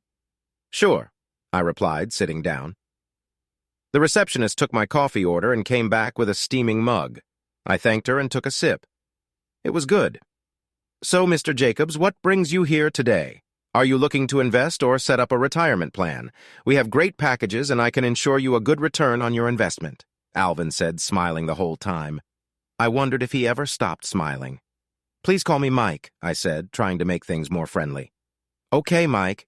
Feel free to call me Alvin, he said, still smiling. Thanks, Alvin, I answered. I'm not here to buy anything. I need to ask you about your divorce from Samantha Green. Alvin's smile vanished and his face turned serious. I'm sorry, Mr. Jacobs, but I can't talk about that. I think you should leave now, Alvin said coldly. I took out a small stack of $100 bills from my pocket and counted 3 bills in front of him. His eyes widened. I know this is hard for you, Alvin. I want to pay you for your time and any information you can give me. I believe financial planners here make about $40 an hour. I'm offering you $300 for an hour, I said, holding the $300 bills. I could see him thinking it over. Then he softened a bit. That's very generous of you, Mike. He finally said, just one question before I decide whether to take your offer. Anything, I told him. Are you a private investigator or a cop? No, Alvin, I'm not. I used to be a federal agent, but that was a long time ago. Before this, I said, pointing to my leg. He looked at my leg and the cane, then nodded. All right, he said. I accept your offer. I handed him the money. Thank you. You're welcome. Mind if I record our talk? I want to make sure I get everything right. That's fine, he said, shrugging. I took out my phone and started the recorder. I met you with Alvin Morrison, I said into the recorder, including the date and time. So, Alvin, what can you tell me? Not much to tell, he began. I met Samantha in college. We had a few classes together and I liked her. We dated, fell in love, and got married right after college. She introduced me to her father. Jacob Green, I asked? Yes, he didn't like me from the start. I knew he was rich, but I didn't think he would be so blunt. He used a lot of bad words, Alvin recalled. Everything was fine for about 5 years. We talked about having kids and buying a house, the usual stuff young couples talk about. One day I came home and saw her with another woman at the kitchen table. I thought she was a friend from the law firm where Samantha worked. Hempstead? I asked. Alvin nodded. Yes, that one. Anyway, I walked in and said hello. The other woman handed me an envelope and said I was served. I saw that Samantha was accusing me of cheating. Did you ever cheat on her? No, never. I loved Samantha with all my heart. I know I'm not the most handsome guy or the strongest, but I loved her and would never hurt her. Did they have proof? I asked. Samantha's attorney handed me a smaller envelope with photos. She said there were more photos and a video. She threatened to send them to my friends, family, and co-workers unless I signed the papers right then. Of course, I refused to sign until I saw a lawyer. Samantha had a restraining order and said I had to leave immediately. She even had some of my things packed. Her lawyer also threatened to use other evidence against me if I didn't sign. I left and tried to check into a motel, but none of my credit cards worked. That's when I found out that Samantha emptied our bank accounts. We had over $100,000 saved up, but it was all gone. I stayed with my parents. They loaned me enough money to see a lawyer, but he was no help. I went back to our place to get more of my stuff and try to talk to Samantha. I forgot about the restraining order. She was in bed with some guy when I got there. I lost it and went after him. He was much bigger than me and beat me up badly. I had to be taken to the hospital. When I woke up, I was handcuffed to the bed. They told me I was under arrest for breaking the restraining order and possession of child pornography. I was taken straight to jail after leaving the hospital. The detective found out that the pictures on my phone were added after I was knocked out, so they dropped the charges. But the damage was done. I lost my job, and my life fell apart. What about the charge for breaking the restraining order? That was fake, too. There was no real restraining order. The paper Samantha's lawyer gave me was never filed in court, but I still spent a weekend in jail, Alvin said, spitting out the words. What happened then? They ruined me as much as they could, Alvin hissed. By the end, I had nothing. No money, no job, but I still had to pay maintenance and the condo mortgage. I took any job just to get by. Now I'm starting to see some hope. Do you still have the pictures they claimed showed you cheating? I asked. Yes, I do, Alvin replied, opening his briefcase. He pulled out a small, worn envelope and handed it to me. You keep them in your briefcase? I asked, surprised. I live with my parents and I'd be embarrassed if they saw them. I always mean to throw them out, but I haven't yet. I nodded and looked through the pictures. What I saw shocked me. The background and poses were just like the photos Allison showed me. Even the woman looked the same. Only 2 things were different. The date and time stamps, and the man in the photos was shorter and thinner. Other than that, the pictures looked the same. Can I keep these for a while? I know someone who can look at them closely. You can keep them, Alvin said. Thanks, I said. Have you thought about taking legal action against your ex-wife and her lawyer? I talked to a few lawyers, but they said they couldn't help. I didn't have enough money for their fees. I see. How are you doing now? I was a wreck for years. I haven't dated anyone since. It's hard to trust people now, and I'm still in debt. At least you don't have to pay alimony or the mortgage anymore. I said, trying to give him hope, but Alvin looked confused and shocked. What are you talking about? He asked. I've been paying her almost $3,000 a month for nearly 8 years. I still have over 2 years of alimony and 18 years on the mortgage. Didn't anyone tell you that Samantha remarried 6 years ago and sold the condo around the same time? I asked. No, Alvin said, shaking his head. No one told me. Her lawyer had the money taken right from my pay. I quickly did the math. Samantha owed him more than $210,000. There's more to this, I thought. Terry would need to check Samantha's financial records. She likely had a lot of money somewhere. Maybe she was sharing the money she took from Alvin with Allison. Can you ask your HR department where the money is going? I asked. I'll ask, Alvin said. What if they won't tell me? Then I'll ask my lawyer to get a court order for that information. This sounds very shady. I'm not a lawyer, Alvin, but you might have a strong case against your ex-wife and her lawyer. How do you know this? Alvin asked. Because Samantha tried something similar with me yesterday, I said.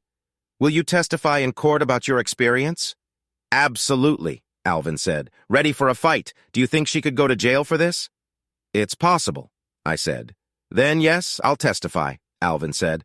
I'll have my lawyer contact you if that's okay. More than okay, Alvin said. I stood up with my cane. Alvin stood with me and shook my hand. We'll be in touch, I told him. I left and went back to my hotel room. There I took out the photos Alvin gave me and compared them to the ones I had. They were nearly the same. I grabbed my phone and called Terry. Terry, he said when he answered. Can you come to my hotel in about an hour? I asked. I'll be there, he said. What's up? I have something for you to look at. You know I love a challenge.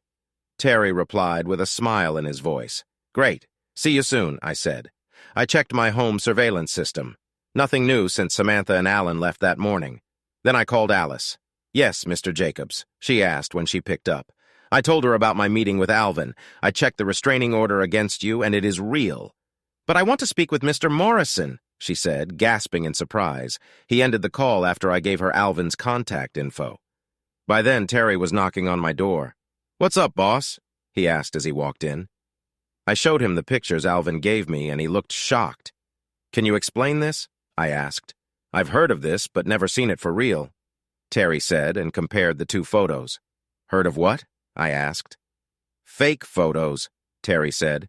Someone can make fake photos and videos that look real. Here it looks like they use the same background and the same people to create fake photos of spouses. Pretty lazy if you ask me. You think we can prove these are fakes to a judge? I asked. Yeah, Terry said. I know some photo experts who can probably prove it, but it would be easier if we had the originals, which are likely digital. All right, take a couple from each batch and see what you can find, I told him. Anything else? Yeah, I looked into Williams for you. He joined Hempstead not too long ago from New York. He's married with 2 kids. Terry showed me a family portrait. There he was. Alvin, a pretty blonde woman, and 2 good-looking young children, probably not more than 7 years old. For a lawyer, he's pretty dumb, cheating on a beautiful family like this. I said, tell me about it. Her name is Rhonda. She's a state representative and comes from a wealthy family, which means she's still in New York, and I'll bet there's a prenup involved, I said. Yep, on both counts, Terry said. I couldn't help but smile. Oh yeah, Alan Williams would pay dearly. What else? I asked. Terry. I looked into Morrison's divorce like you asked. Pretty clear based on the paperwork. Samantha filed for divorce because of cheating. The prenup was enforced and she got 10 years of spousal support unless she remarries, and Alvin was ordered to pay the mortgage on their condo, Terry said. The order says if the condo is sold, the money should be split equally between the two. So he's been paying Samantha for a mortgage that no longer exists, and support to someone who doesn't deserve it. Any idea where the money is going? I asked. Cartwright set up a separate account and had the funds automatically taken out of Morrison's paychecks, Terry said. I couldn't find anything on that account. I don't know how Morrison has managed all this time on what was left. At least they didn't have children. I said, if I can get you the account information, can you look into it? Find out how much she's got in it.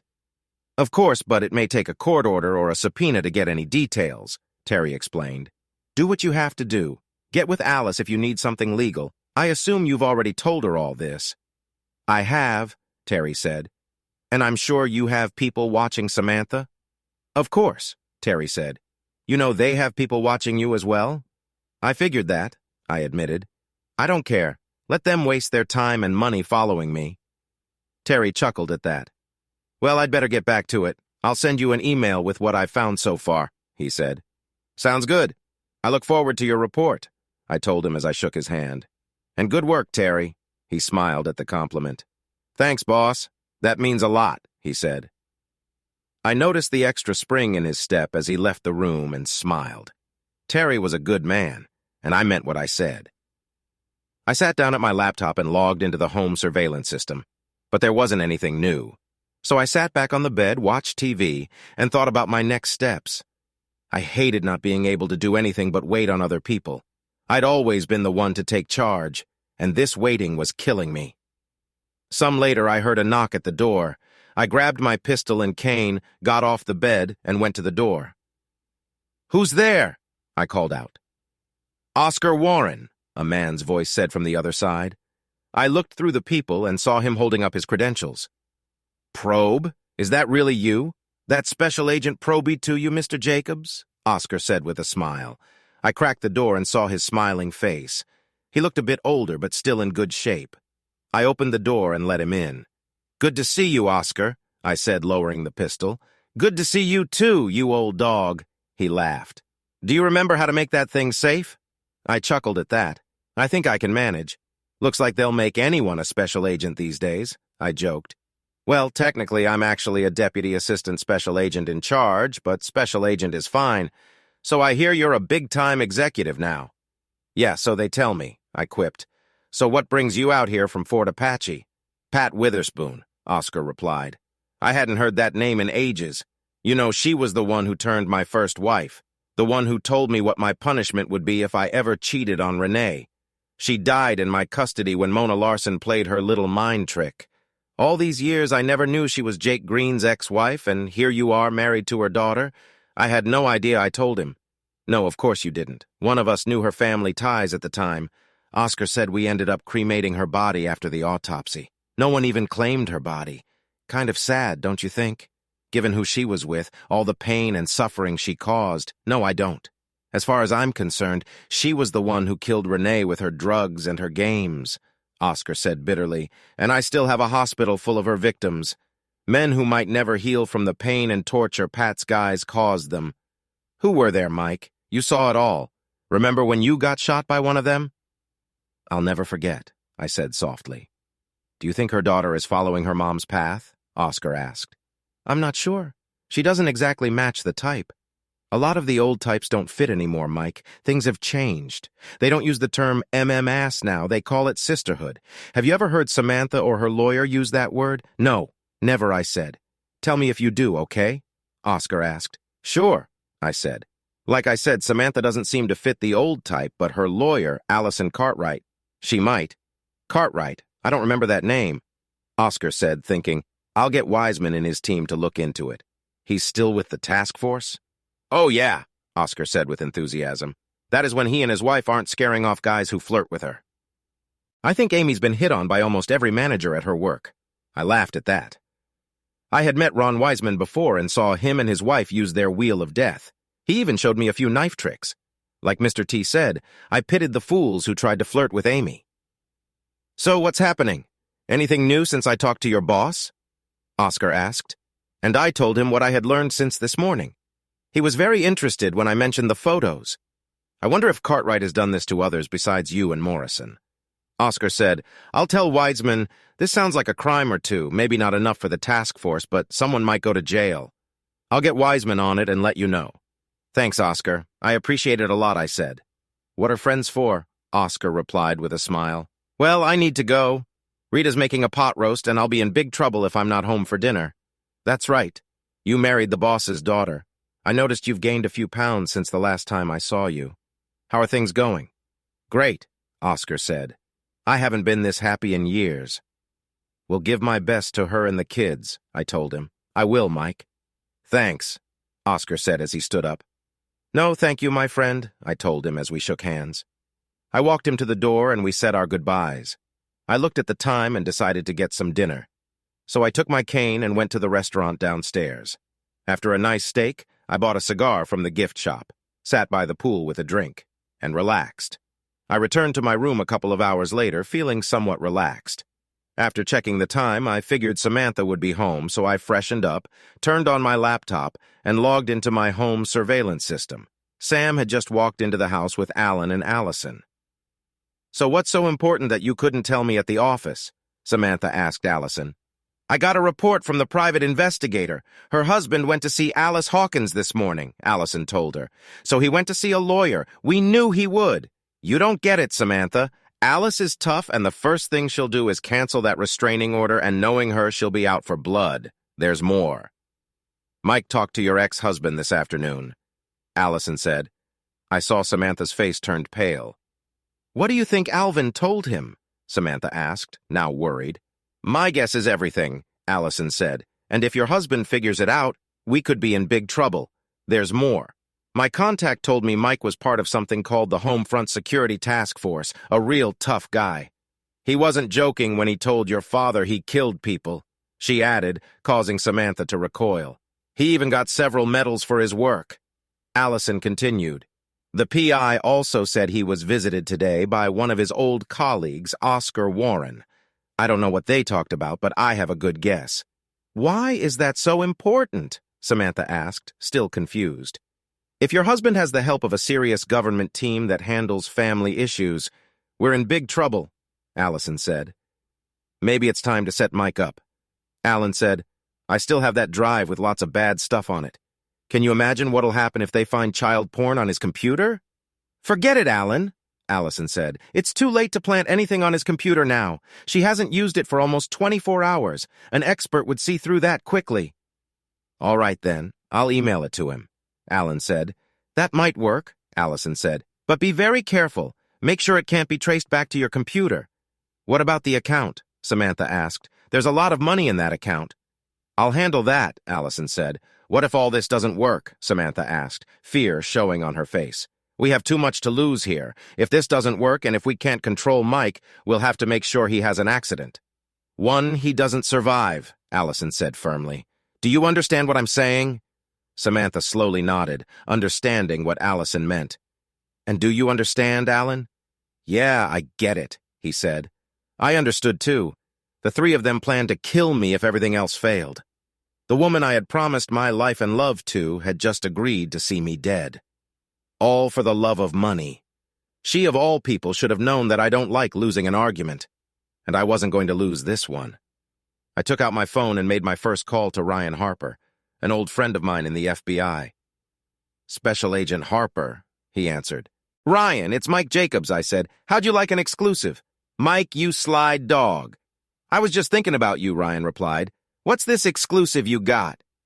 Conspiracy to murder and extort for starters, I said. Oh yeah, who's the target? Me, you are, you sure? Ryan asked, surprised.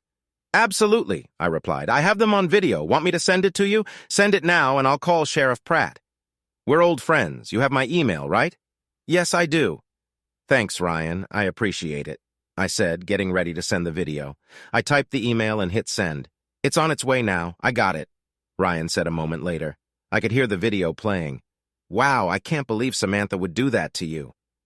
Hang on, let me call the sheriff. I heard him talking on another phone, then he came back. Okay, Sheriff Pratt is sending someone to your place now. What's going on?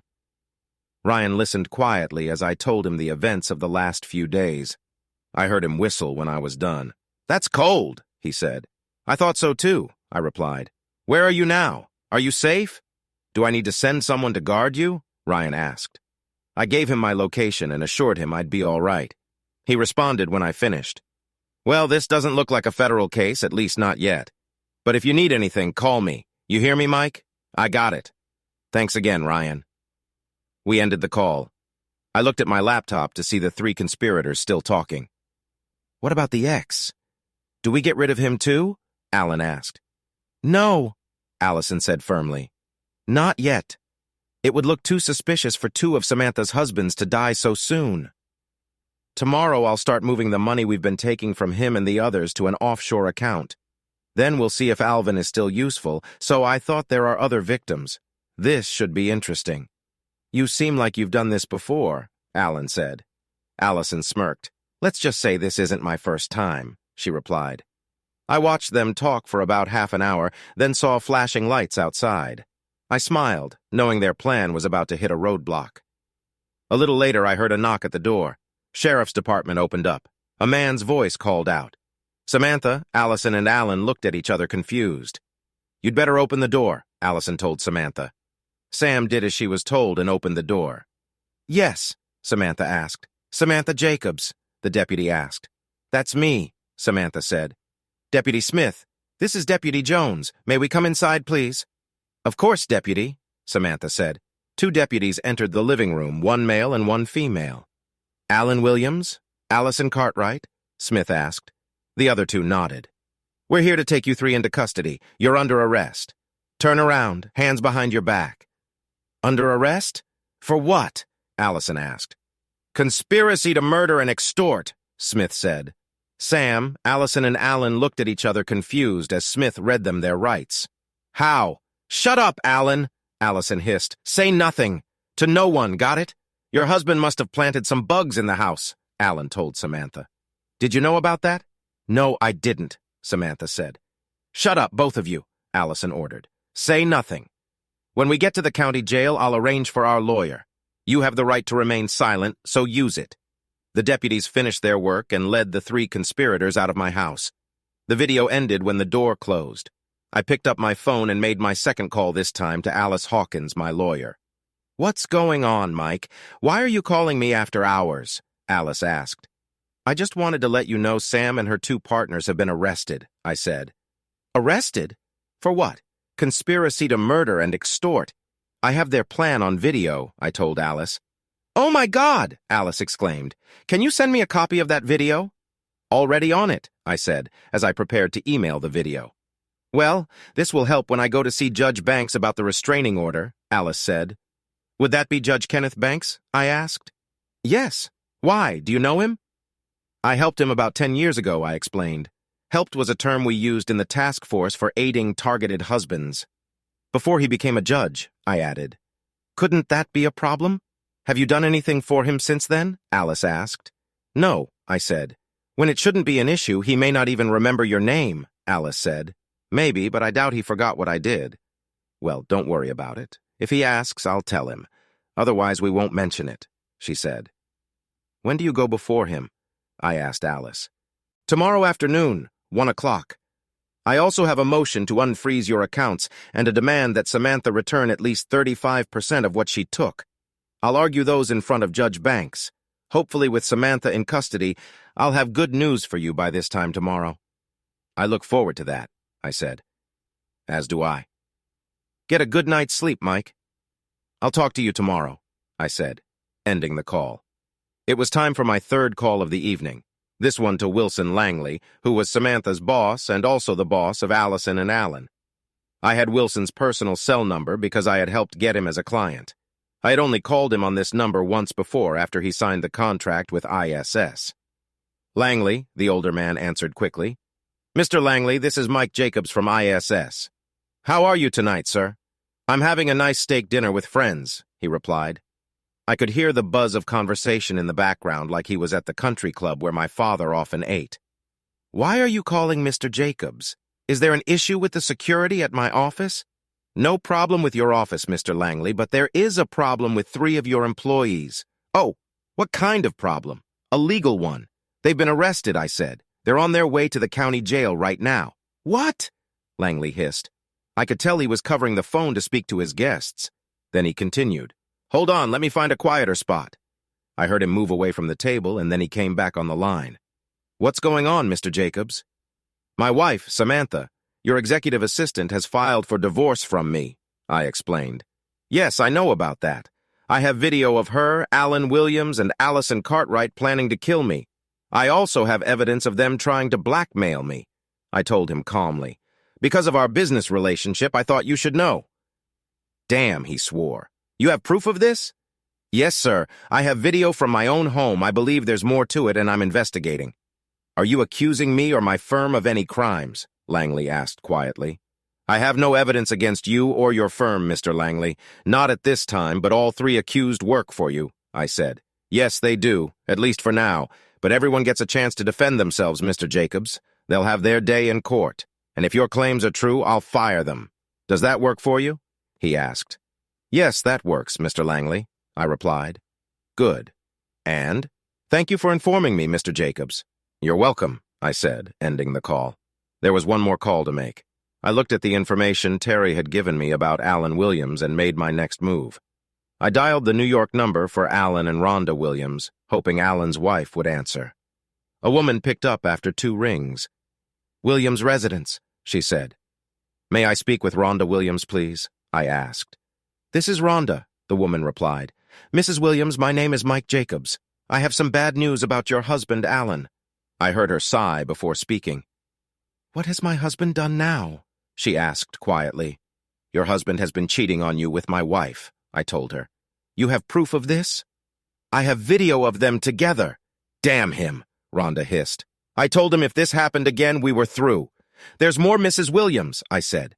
"Please call me Rhonda," she said. "So there's more." "Yes, Rhonda, call me Mike. Your husband has been arrested for planning to kill me and for blackmail. More charges may come. He and 2 others are on their way to the county jail as we speak," I said. "Oh my God," Rhonda whispered, sounding sad. "I'm really very sorry about this. It's not your fault, Rhonda. You made these choices. Now he has to face the consequences. Yes, you're right. Can you send me the proof you have?" "Of course," I said. Rhonda gave me her personal email and I added it to my contacts. "I'll send you everything I have as soon as we hang up. Again, I'm sorry about this. Like you said, Mike, it's not your fault. Alan made his bed. Now he has to lie in it." "Thank you for telling me," Rhonda said sadly. I felt bad for her and her children, knowing the media would make a big deal out of Alan's actions. We ended the call and I kept my promise. I emailed her all the videos I had of Alan with a short note expressing my sympathy. One more call to make and it would be the hardest. I picked up the phone again and called Pop. He answered after the 2nd ring. "Sam's been arrested," I said quietly. "Yes, I know. She called me from the county jail," Pop said. I could hear the sadness in his voice. "She says they're charging her with planning to kill you. Is it true?" "I'm afraid so, Pop," I said. "I have it on video. I can't believe she would do something like that." Pop sighed. "She did, Pop." "Anyway, now it's up to the police." "Who else knows?" Pop asked. "Her boss, Wilson Langley. I told him a few minutes ago.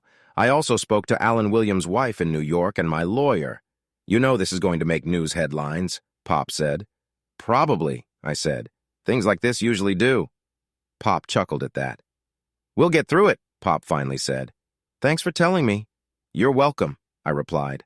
I felt bad for the old guy, knowing he wasn't responsible for what his daughter had done. "Well, I should go," Pop finally said.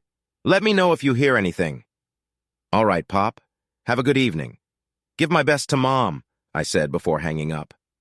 Looking out the sliding glass doors to the balcony, I saw the sun had set and the city lights were twinkling. I felt a bit relieved about the day's events and wanted to do something, anything. I felt like leaving and going back home, but I remembered the restraining order was still in effect. I wouldn't be shocked if Allison's private investigators were watching to see if I tried to sneak back once the troublemakers were gone. I had to get out of that room before I went crazy. So I went downstairs, bought another cigar, and sat by the pool. I enjoyed the cool night air, had a drink, and smoked. After a couple of hours, I went back to my room, got under the covers, and slept like a baby. I woke up later than usual the next morning. I showered, shaved, and did my routine before going downstairs for breakfast. I didn't have any plans, but I was waiting for news from Alice. I took a slow walk around downtown, then went back to my room. A knock came at the door just after I got back. I wasn't expecting anyone, so I grabbed my gun and looked through the peephole. I saw 2 men in cheap suits with badges on their belts. "Who is it?" I asked. "Police Department, Mr. Jacobs. We'd like a word, please," one of them said. "Hold your IDs up so I can see them," I told them. They looked at each other, shrugged, and showed their police IDs.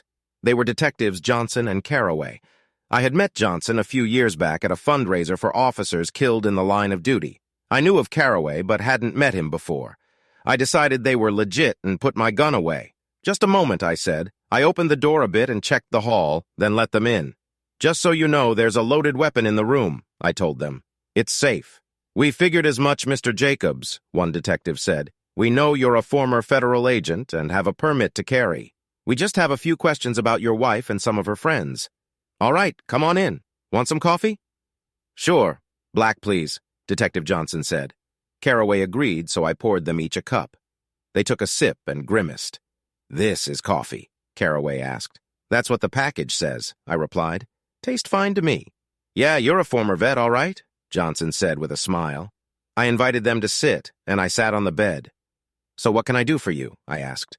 "We're here about the charges against your wife, Samantha Jacobs, her lawyer, Allison Cartwright, and her friend Alan Williams," Johnson said. "I figured," I said jokingly. "What do you want to know?" "We understand Mrs. Jacobs has filed for divorce, claiming adultery. She says it's a misunderstanding and that you made the report out of revenge." Caraway read from his notebook. "I take it you haven't seen the video," I responded. They seemed surprised. "I guess that's a no, right?" "We don't know about any video," Johnson said. "Well, watch this," I said. I played the video on my laptop. They watched, shocked, as the three plotted to harm me if I didn't go along with their plan. They also noticed Alan's plan to mess with my computer. "Do you know what's on that thumb drive Williams has?" Johnson asked. "Probably harmful stuff," I told him. "Once he had it when he was arrested, you can find it at the county jail. We'll check it out." Caraway told Johnson, who agreed. "Can you give us a copy of all the videos?" Johnson asked. "Sure," I said. I copied everything onto a thumb drive and handed it to them. "When's the court hearing?" I asked. "Tomorrow morning at 10 a.m., Johnson said the DA might have some questions for you." "I'll be there," I told him. "One suggestion. Look deeper into Cartwright." "I suspect this isn't her first time." "What makes you think that?" Caraway asked. "I talked to Alvin Morrison, Samantha's first husband. Cartwright tried the same trick with him. I can give you his contact info." "Please do," Johnson said. I wrote down Alvin's info and also showed them the photos Allison used in both divorce cases. "Interesting," Caraway said. "Indeed," Johnson agreed. "All right, Mr. Jacobs, we'll talk to Morrison. Thanks for your help." "My pleasure," I said. "One last thing, Mr. Jacobs. Consider this a friendly warning. You're not a federal agent anymore. Pulling a gun on officers isn't smart, no matter the reason. Let us handle this, okay?" "Got it, Detective Johnson," I said with a smile. We all shook hands, and I walked them to the door. Seeing it was time for lunch, I ordered a sandwich from room service and watched some TV while I ate. Alice called me in the afternoon. She informed me that Judge Banks had not only canceled the restraining order, but also unfroze my accounts and made Samantha return 30% of the money she had taken from me. "He's also reporting Cartwright to the bar and the state attorney's office for her bad actions," Alice said. "You've been busy," I told her. "I'm just getting started, cowboy." Alice responded with a chuckle. "I'll file your response in divorce papers tomorrow. Things are about to get messy." "So what now?" I asked. "I'll get the money from Samantha." "You work on the checklist I gave you," Alice said. "That should keep you busy for the rest of the afternoon. Plan on moving back into your house tomorrow morning." "Actually, I'd like to move back in today," I said. "I need to change the locks and make sure Samantha doesn't come back. I've been invited by the DA to Samantha's court hearing tomorrow morning. Are you going to be there?" "Only if you need me," Alice replied. "If they release any of them on bail, I'll need a new restraining order," I told her. "From what I've heard, the DA will ask for them to be held until their trial," Alice said. "But who knows what the judge will decide." "Okay, I'll be there just in case." "Thanks," I said. After ending the call with Alice, I called Pop. "Hey, boy, how's life treating you?" the older man asked, sounding his usual gruff self. "Doing better, Pop?" "Thanks for asking." I told him the restraining order has been lifted and I plan to be back at the house tonight. "Can you get some of your guys over there to get Samantha stuff out?" "Yeah, I can do that, son." He said, "You think she'll be out on bail soon?" "Not from what I've heard, but you never know with these judges." "Ain't that the truth?" Pop hissed. "What time you want the truck there?" "Around 4:30. Shouldn't take long to throw our stuff into some garbage bags." Pop chuckled at that. "You're something else, Mike," he said jokingly. "I learned from the best Pop," I joked back. "Yeah, you did, and don't forget it." We both laughed. "All right, I'll have some guys over around 4 o'clock. Let me know how the hearing goes." "I will," I promised. We ended the call, and I headed to the bank to sort out my accounts. Then I went to the office to deal with HR stuff. While there, I checked in with my boss, Jack Iverson. "How are things?" he asked. "Saying well," I said. "Got the restraining order lifted and the bank account unfrozen. Samantha and her pals were arrested last night." "Arrested?" Jack asked, shocked. "Yeah, for plotting to kill me and extortion. More charges might come. The arrangement is tomorrow morning. and the DA wants you there. Yep, he might need me. I'm not sure yet. Hope it works out, Jack said. You moving back home today? That's my plan. Let me know how everything goes, Jack said. I will, before leaving. I went back to the hotel, checked out, and drove home. Home. My safe place away from the craziness of life. I pulled into the garage, closed the door, and went to the kitchen door. Before going inside, I took out my gun. I didn't expect any trouble, but I wasn't taking any risks. I carefully went inside and turned off the alarm. The place was dark and quiet. Too dark and too quiet, really. The only sound was from the old grandfather clock in the living room. I checked the whole house to make sure no one was there. Once I was sure the place was safe, I put my gun away and took my things upstairs. I unpacked and then took a shower and changed into something comfortable. Right at 4 p.m., I heard a big truck pull into my driveway. Looking out the window, I saw 3 men get out and come to the door. I let them in, handed them a box of large trash bags, and showed them where Samantha's stuff was. One man started putting her clothes into bags, while another emptied her drawers and toiletries into another bag. I showed the third man around and pointed out the furniture, pots, pans, dishes, CDs, and other stuff Samantha had brought. While they worked on getting Samantha's stuff out, I unlocked my office door and checked everything there. It looked fine, so I turned on my house stereo. Soon, the unique sounds of classic Tall filled the house. Yeah, I was home. Deal with it, I thought. I pulled out my phone and called a locksmith that ISS had suggested. I knew it was late, so I offered to pay extra for his services. He agreed and said he'd come right over. The last thing I needed was Samantha or her friends having access to my house if they got out on bail. The locksmith arrived half an hour later and got to work. A couple of hours later, the 3 men said they were done. By then, the locksmith had changed all the locks and left with his payment. I walked through the house with Pop's skies to make sure they got everything. What about the pictures on the wall? One of the men asked, pointing at the photos of Samantha and me. Nah, I said. I need kindling for the fireplace tonight. They all laughed. By the way, could you do me a favor? Sure, Mr. Jacobs. What is it? Call me Mike. I was wondering if you wouldn't mind taking the mattress off the bed in the master bedroom. What do you want us to do with it? The lead asked. Maybe toss it in the dump, burn it, whatever. I don't care, I don't want it. I figured I would sleep in the guest bedroom and order a new mattress tomorrow. There was no way I was going to sleep on the mattress Samantha soiled with her cheating. Sure, I understand, Mike. The lead said, Come on, give me a hand, he said to the other 2 men. Thanks, I appreciate it, I told him. They moved the old mattress down the staircase and tossed it without care in the back of the truck. I thanked them for their work and gave them each a $100 bill. They worked hard and deserved a little extra. We said our goodbyes, and I watched as they left with Samantha's stuff. Turning back to the inside of the house, I saw the empty spots where Samantha's things used to be. Oh well, I thought, this too shall pass. Tired and a bit hungry, I ordered some lasagna from Luigi's. The lady who took my order said it would take about an hour for delivery. That was fine with me. I could use the time to relax. With a cup of hot coffee from my Keurig, I sat in my recliner and turned on the TV to catch up on the news. A few minutes later, my phone buzzed, and I saw it was a call from Ron Wiseman. Curious, I took the call. Mike Jacobs, you old dog. How's it going? He asked. I just got back to the house, got rid of her stuff, and just relaxing. What do you have for me? Well, you'll be happy to hear I found no links between your wife and the old MMS, even though she's Pat Witherspoon's daughter. I did, however, find links between the old group and the lawyer, Allison Cartwright. Oh, I asked, interested. Yes, about 8 or 9 years ago, she used a different name back then. Ellen Griswold worked in upstate New York. According to Witherspoon's notes, she had a problem with some of the more rough measures the group took against cheaters. She had no problem with punishing the men they targeted, but she apparently felt some of the other actions were too harsh. When the group started getting into politics, she decided to leave. Mona Larson let her go, strangely enough. She left New York, changed her name, and had some plastic surgery. But there's more. I found a note by Larson where she thought about taking Griswold out. It didn't happen, though, because the note was written just a few days before Larson was taken out, and the job was never finalized. Very interesting, I said. I thought so, too, Ron said. She may have quit the group, but she never gave up on the idea of punishing cheating husbands.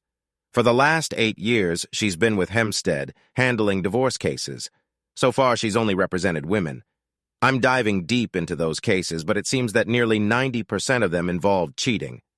How many cases has she handled so far? I asked.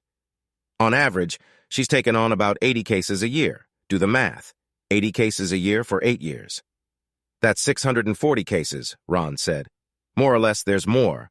I found her name linked to about 500 bank accounts across the country. I'm still looking into those, but it seems she can access about $25 million in total. Damn, I said. Yeah. And guess what? Those accounts were set up by her for the women she's represented. Samantha has one set up when she divorced her first husband. Have you given this information to the district attorney? I asked. Yes, I just got off the phone with him. Our own DIU will be looking into it as well. DIU? All right. That was set up after you left. Divorce Investigation Unit. Your old buddy Ray Ochoa runs it. I expect you might be getting a visit from one of his people in a day or two. Thanks for the heads up, I said. This actually explained a lot. I couldn't help but wonder what the DAU would do with this information. Is there anything else? Not at the moment, Ron replied. I'm still gathering and sorting data. It could take a while to piece this all together. She's had 8 years to set this up. There's something I don't understand, though, I told Ron. Why didn't Larson use the old poison trick on her? Isn't that how she always handled loose ends? Yes, it was, at least toward the end. However, Griswold left the group before Larson started using that widely, so she never got implanted, or at least that's what I gathered from Witherspoon's notes. Do you think Samantha knew about Cartwright's history? I asked. I doubt it, Mike, but I'm pretty sure she knew what Cartwright is currently doing. She had to. You're probably right. Anything else? I feel I'm just scratching the surface here, Mike. I'll know more over the next 24 to 48 hours. Okay, well, thanks, Ron. I appreciate it. How's everything with you and Amy, by the way? I asked. We're doing great. Thanks for asking. Her knife-throwing skills are getting better with every new executive her company hires. Ron joked. I laughed at that. They must be, I joked. But on the upside, the number of harassment complaints has dropped to almost nothing. Ron said, half joking. We ended the call, and I turned back to the TV. Before long, my dinner arrived, and I enjoyed my lasagna while watching an old John Wayne movie. I followed that up with a drink and a cigar. I suppose this is where guys in my situation think deeply about life, love, and the meaning of the universe, which, as I recall from the old movie, is 42 or something like that. Yes, I'm sad and deeply hurt, but I'm not made that way. I'm usually a straightforward person. So here's what happened. Samantha cheated on me. Then she tried to make me look like the bad guy. She even got a shady lawyer involved. She wanted to take my house and most of my money using fake evidence. And to make things worse, she and Alice even talked about having me killed if I didn't go along with their plan.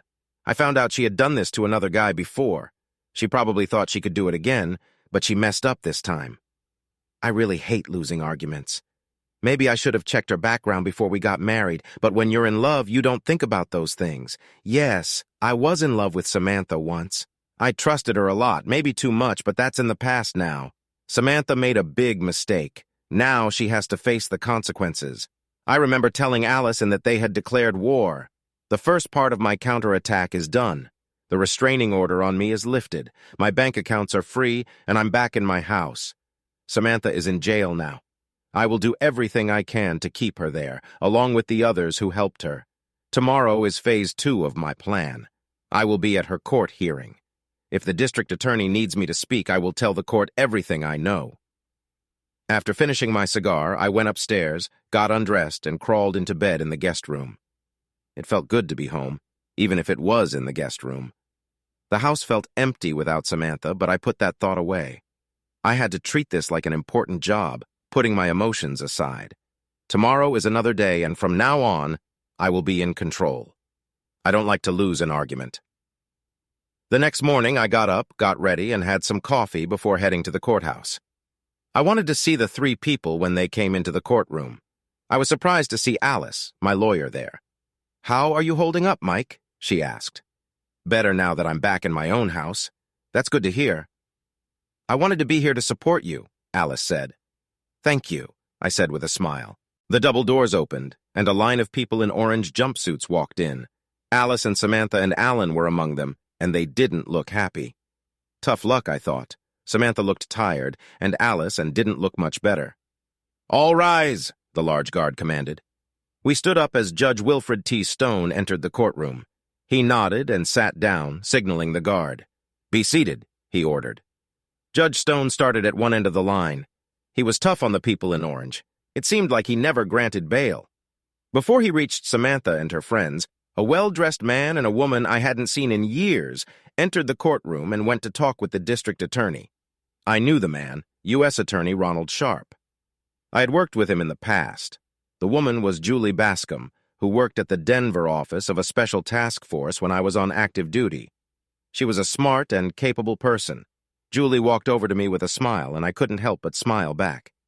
"Mike, it's good to see you," Julie said. "I'm Special Agent Julie Bascom, HFSTF, she said, showing her ID. "I'm with the Divorce Investigation Unit. Can we talk for a moment?" "Sure," Alice said. We left the courtroom before the judge could order us out. Ron was still talking with the DA, who looked unhappy. "What's going on?" I asked Julie. "There have been some new developments," Julie said. "The federal agents are taking over the case against Allison Cartwright, Alan Williams, and your wife."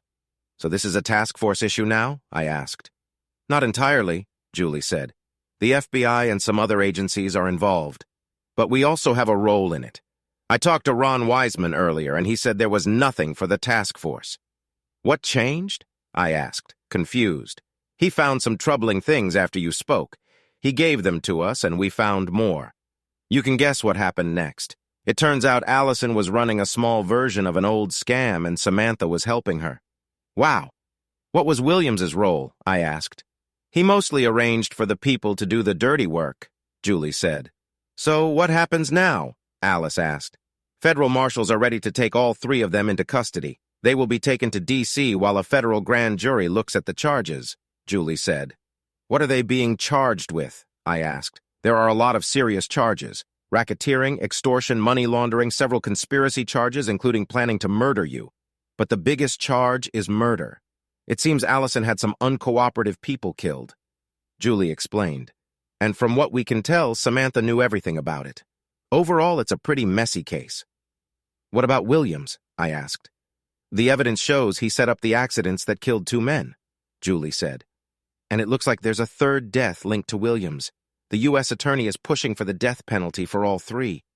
Is there a way to see Mrs. Jacobs before they're taken away?" Alice asked. "I need to give her divorce papers. I'll try to arrange it," Julie said before turning to me. "I don't need to return to Fort Apache for a couple of days, Mike. Do you think we could maybe spend some time together?" I understood what she meant. We'd enjoyed each other's company before, even though our job had strict rules about dating. "I think I owe you a dinner," I said. "Yes, you do," Julie said with a slight smile. "How about tonight? Luigi's? They make great lasagna," I suggested. "And after all this time, you still remember I love lasagna?" she asked. "Of course," I said. Julie smiled and wrote something on the back of her business card before handing it to me. "Here's my personal cell number and where I'm staying. How does 6:30 p.m. sound?" "I'll be there," I said, putting the card in my pocket. "We should go back inside," Alice said. We returned to the courtroom and saw Ron, the district attorney, and the defense lawyer talking to the judge. We took our seats again while Julie went to talk quietly with the 2 large federal marshals. They listened, shrugged, and nodded. I talked to the marshals. "They said you can meet with Julie for a few minutes before they're taken away," Julie whispered when she returned. I thanked her just as the judge finished speaking with the lawyers. "Detainees Jacobs, Cartwright, and Williams. You are ordered to surrender to federal marshals. They will take you to Washington, D.C., where you will stay until a federal grand jury completes its investigation," Judge Stone said. He nodded, and the bailiff unshackled the 3 conspirators. The marshals cuffed them and led them away, nodding at Julie. "Let's go," Julie said, standing up. Alice and I followed and met the marshals outside a small room behind the courtroom. "You have 5 minutes," one of the marshals said. Alice and Ann Allen looked at the floor, hands cuffed behind their backs. "That's enough," Alice said. "Thank you." We stepped inside and saw Samantha sitting at a table, her hands cuffed to a metal bar on the table. One of her co-workers from Hempstead sat next to her. Samantha looked up as we entered. "Hello, Samantha," I said. "Enjoying your little adventure?" "Shut up," Samantha said quietly. I chuckled. "Not today, Samantha." "Not ever again," I said. "What do you want?" asked the man next to her. "You must be her lawyer," Alice said. "Yes, John Ashcroft, Hempstead Law Group." "Well, Mr. Ashcroft, I'm Alice Hawkins, Mr. Jacobs' lawyer, and I'm here to give your client divorce papers." "Do what you came to do," John said. Alice turned to Samantha and dropped the papers on the table. "Samantha Jacobs, you have been served," Alice said. "Yeah, whatever," Samantha said. John picked up the papers and looked through them.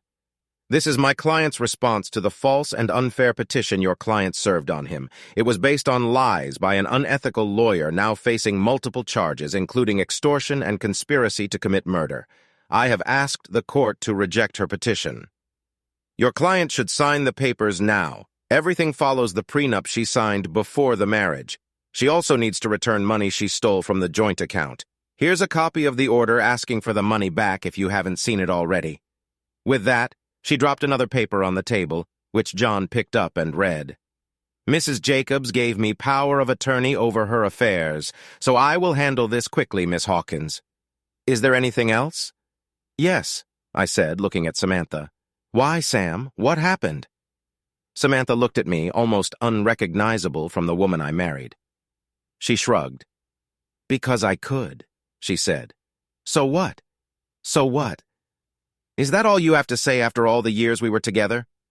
"Yeah," Samantha said flatly. "I guess so." I nodded as her words hit me. Never love I once had for her was completely gone now. Her lawyer spoke up. "We're done here, Mr. Jacobs. My client has nothing more to say," he said. "You know she's facing the death penalty?" I asked him. "Yes, I'm aware," John said. I looked at Samantha and saw a smirk as if she didn't care. "Fine," I thought. "Neither do I." "Good luck," I said, signaling Alice to leave. We stepped into the hallway, and I came face to face with Allison, who was also smirking. "What's so funny?" I asked her. She snorted before speaking. "Just wait, Mike Jacobs. A new way is coming. When the sisterhood takes power, there'll be no place for old-timers like you," she sneered. I looked at Julie, who also caught Allison's message. "Well, from where I stand, it looks like there'll be no place for you either," Julie said. "I told you before I don't like to lose an argument," I said firmly. The door opened and Samantha came back with her lawyer and another marshal. John handed the divorce papers to Alice. "They're signed," he said softly. "The marshal saw her sign and I've notarized the papers. File them and get me a copy, please." "Consider it done," Alice said as she looked over the papers. "Thank you." She put the documents in her case and we each went our own way. This filed the documents, and Julie went back to the courtroom to meet Ron, reminding me about our dinner date first. I left the courthouse and got a burger. After eating, I stopped at a store and ordered a new mattress that could be adjusted. When I got home, I called Pop to tell him what happened. "What will happen to her?" my father-in-law asked. I could hear the sadness and disappointment in his voice. No matter what Samantha had done, I liked and respected him. He deserved to know the truth, though I worried it might be too much for him. "It's all right. I can handle it, whatever it is." "The U.S. attorney wants the death penalty," I said. I heard Pop sniff as he tried to stay calm. "Do you think they will get it?" Pop asked, his voice shaking. "I don't know. I haven't seen the evidence, but what I've heard doesn't look good. She's my only child, you know," Pop said quietly. "I know. Does she have a good lawyer? The federal prosecutors can be very tough. I think her firm has that covered," I told him. "Tell me something honestly. Is this what you want for her?" Pop asked. "Honestly, no.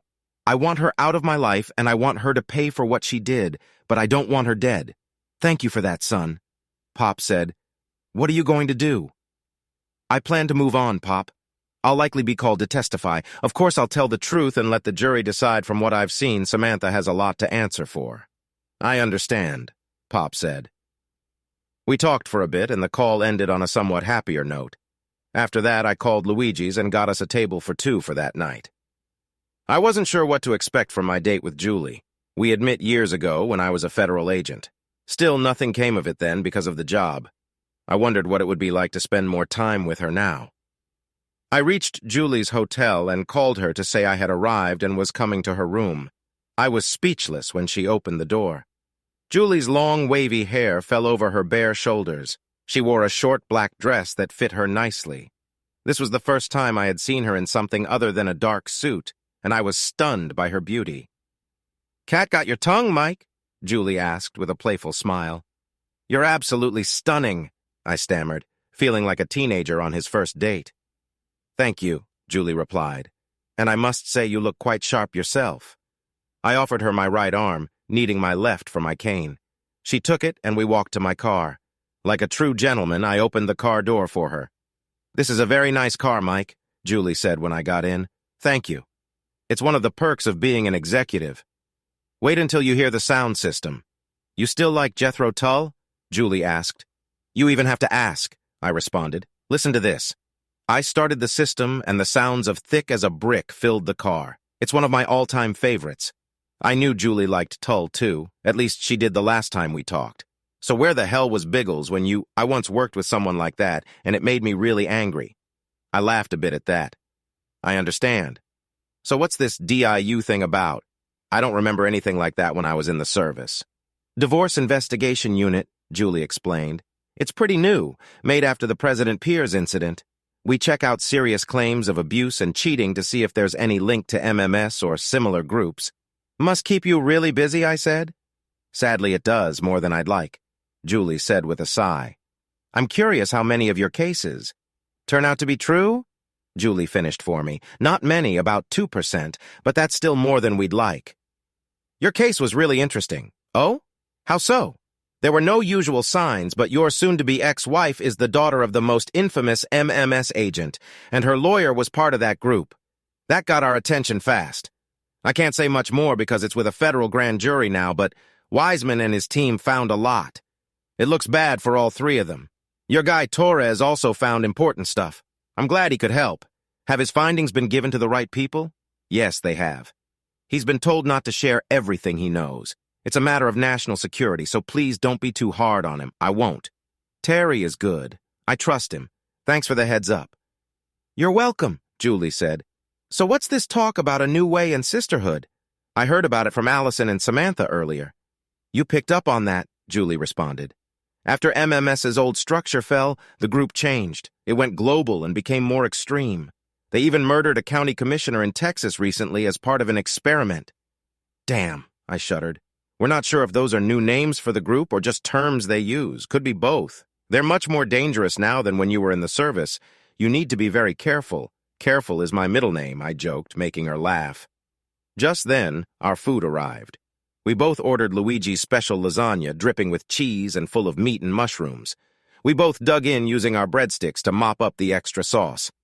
"This is delicious," Julie said. "It's one of my favorites. I could eat it until I'm sick." "I can see why," Julie said. "By the way, there's a nice dance club next door. After we eat, would you like to go for a drink? And maybe dance a bit?" I asked. "Why, Mike Jacobs, if I didn't know better, I'd think you're trying to charm me," Julie said with a laugh. "But me?" I said, pretending to be shocked. "Yes, you. But honestly, I'd love to have a drink and a dance with you. That is, if you can keep up with me." "Well, I mostly stick to slow dances these days," I teased. Julie's smile got bigger, showing her dimples. I could get lost in those dimples. "How do you manage with?" she asked. "I learned to improvise, adapt, and overcome," I told her. "In that case, I'd love a couple of slow dances with you, Mike," Julie said with a promising smile. Our waitress brought the check, so I handed her my card. She came back a few minutes later, and we finished up. We headed to the dance club, which wasn't too busy.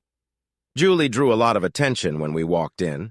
I could almost hear the men talking about her. They had no idea what she could do if they crossed a line. We found a table and ordered drinks. When the band started playing a slow song, I asked Julie to dance, and she said yes. We went to the dance floor. I put my right arm around her and held my cane in my left hand. Julie moved close to me as we danced. Slow and steady was the trick. "You're so light on your feet, Mike," Julie whispered as I held her close. I breathed in the scent of her hair as she rested her head on my shoulder. "Where there's a will, there's a way," I whispered back. She danced through 2 slow songs and then went back to our table. "That was nice. Julie said quietly. "I never thought of you as a dancer. Things have changed over the years. Dancing helped me a lot during my therapy. Did you and Samantha come here often?" I tried to make it a weekly thing, but the last few months were tough. She was distant. I thought it was work stress. Now I know better, I said. Enough about my problems. How have you been? Met anyone special? Not really, Julie said with a laugh. Maybe it's our job. We see so much pain, not the best for a relationship. I understand, I said. I did meet someone once, Julie said thoughtfully. But he turned out to be a jerk, a player. I dumped him and moved on. I'm sorry to hear that, I told her. Don't be, Julie said with a shrug. I'm just glad I found out before it was too late. Yeah, so what's your plan now? I plan to stay with the task force. I'll retire in a couple of years, maybe buy a condo by the beach and live with my cat. That's quite a life plan. I guess so, Julie said. She looked sad, so I tried to cheer her up by changing the subject. Why don't we leave this place and listen to some music? Do you still have that collection of Told records? Julie asked. Yes, I do, I told her. I've even added more since we last met. Well, let's go then, Julie said, putting her arms around my shoulders. Where did that come from? I asked, surprised. A book I read online. Julie answered. Are we going or what? Yes, ma'am, I said, grabbing my cane. We paid our bill and left the club to go to my place. Once there, I showed Julie around and stopped in my office where I kept my tall vinyl records. I let Julie pick an album and she chose a passion play. I turned on my stereo and played the record. We moved to the living room as music filled the house. I poured us some wine and we sat on the couch listening. When side one finished, I flipped the album to side two. Julie laughed a lot at the story of the hare who lost his spectacles. What's so funny? I asked as the story played. I don't know, but it always makes me laugh, Julie said. She sat down her wine glass and turned to me. She unbuttoned my shirt and ran her hand over my chest while looking into my eyes. Mike, did you ever wonder? She stopped talking because we started kissing. It was the most intense kiss I had ever experienced. When we finally stopped, she was straddling my legs and kissing me again. Yes, many times, I whispered. She hugged my neck and kissed me again. Things moved quickly, and soon we were holding each other closely on the couch. I think the song is about finished, Julie said after a while. I listened and realized she was right. There was a rush along the full moon road into the ever-passion play. I guess this is our song now, I asked. Julie smiled. Yes, our song, she said. Want to play another album? Sure, I said as she kissed my face. She got off my lap and I stood up with my cane's help. I switched to passion play with Live bursting out and went back to the couch. Julie noticed the scar on my thigh. You okay? I asked. Yeah, it's just... I've never seen your scar before. It's worse than I thought. It's better now, I said. If it bothers you, I can put my trousers back on. No, don't, Julie said. It's part of you. I don't mind. I have a few scars, too. I thought Julie looked perfect. But then I noticed some faint lines on her torso. This happened in Seattle, a knife fight. You should see the other person. Does it bother you? Not at all, I told her. You're perfect just as you are. I hesitated for a moment before asking, Would you like to stay the night? Her smile lit up the room. I thought you'd never ask, Julie said, hugging me. We went upstairs, leaving our clothes in the living room. I hope you don't mind using the guest bedroom. I'm getting a new mattress for the master bedroom. That explains the box springs. I thought maybe you had some kind of strange hobby. Julie laughed. We both chuckled at that. We got into the guest bed and snuggled for a while. I really enjoyed our time together. You have no idea how long I've wanted this. Really? I'm glad you enjoyed it. I did too. Honestly, I wish it didn't have to end. Julie smiled, kissed me, then moved closer to me before we fell asleep. That was something Samantha had never done. Julie softly kissed her way up my body and we were together again, this time deeply connected. We made love and then fell asleep in each other's arms. The next morning I woke up to the smell of bacon. After freshening up in the bathroom, I quickly put on some casual clothes. I went downstairs to find Julie in the kitchen wearing one of my long-sleeve shirts. Good morning, sleepyhead. She greeted me with a smile and handed me a cup of coffee. Breakfast is almost ready.